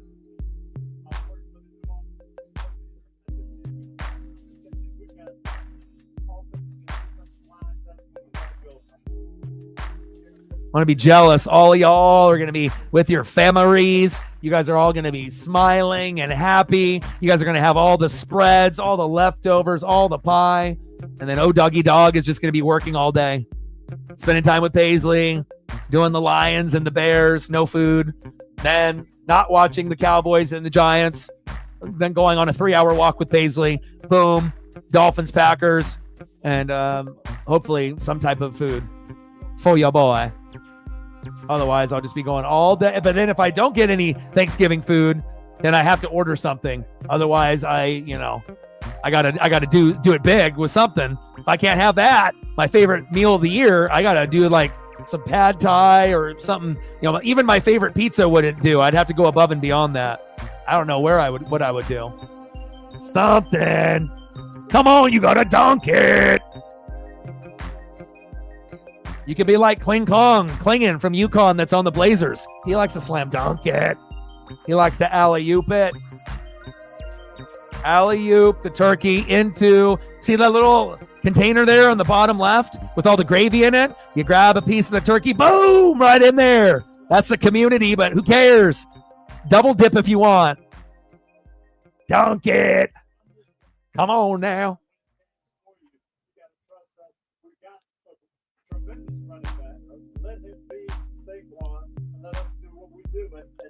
I think Saquon's biggest impact is The pecan pie is underrated, especially if you haven't had one in a long time. Like, it is ridiculous.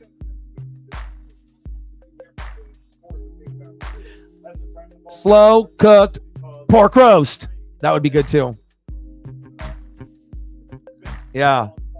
Everyone's plate is ridiculous. Like, for a lot of us, it's like you got to have a lot on there, and you're definitely going back for seconds. You're definitely eating pie or whatever, even if you're full. Like, this is, you're not fucking around, like this is like once or twice a year, right? Slam dunk it, right?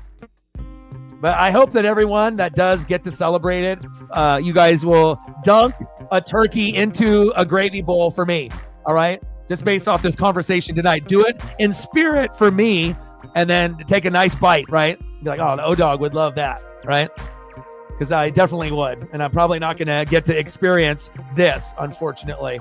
I will, like maybe a week later, but it's not going to be on the day.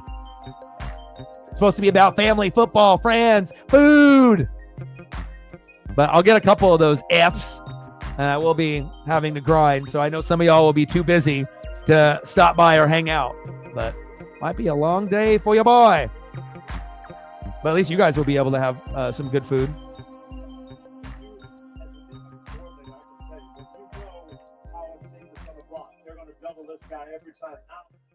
Believe it or not, bro. Believe it or not, right?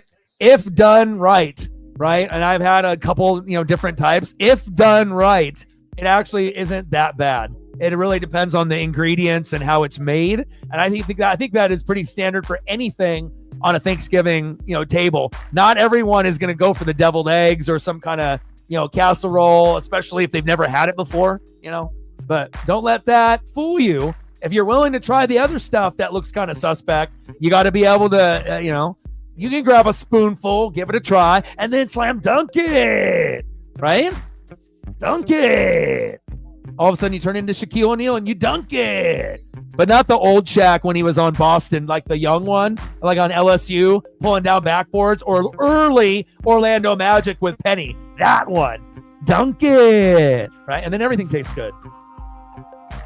The dry ass turkey. Pork, farce, cheese, mac and cheese. Candied carrots. Candied carrots are good. The regional thing, brother. Yeah, because you live. Everyone that lives in a different part of the country is going to have things that you're like, I've never seen that, right? I 100% agree with that. I imagine every region, Northeast, in the South, Midwest, West Coast, it's all going to be different. There's going to be some similarities, but there definitely going to be some unique other things. He said, leftover turkey pickle sandwich on dark rye because I got to be healthy like O-Dog. Mustard and mayo. That sounds good.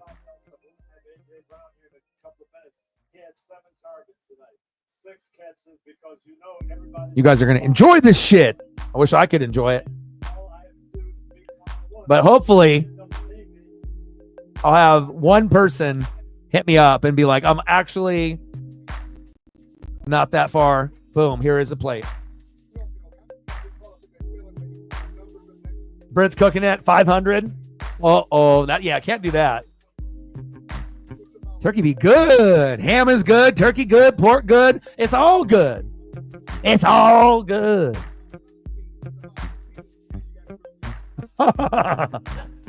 Eagles 37, Rams 20. You guys are hilario. You guys are fucking Nene Hilario. You remember him on the Nuggets? And then he just took his Hilario off, and then he was just known as Nene. I want to go as Nene. How do you go from Nene Hilario just to Nene? That's special. You guys are the best. I wish we could. All of us are a bunch of Saquon Barkleys, baby.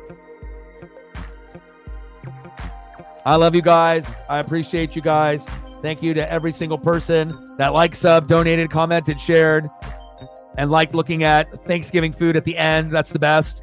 And tomorrow we're gonna do Ravens and Chargers. Enjoy the rest of your night, and I will talk to some of y'all very, very soon. And I got one question for you. Who you know talk sports like us? Your boy Ryan, Northwest Sports Fanatics. Love you all, and I'm out. Got it.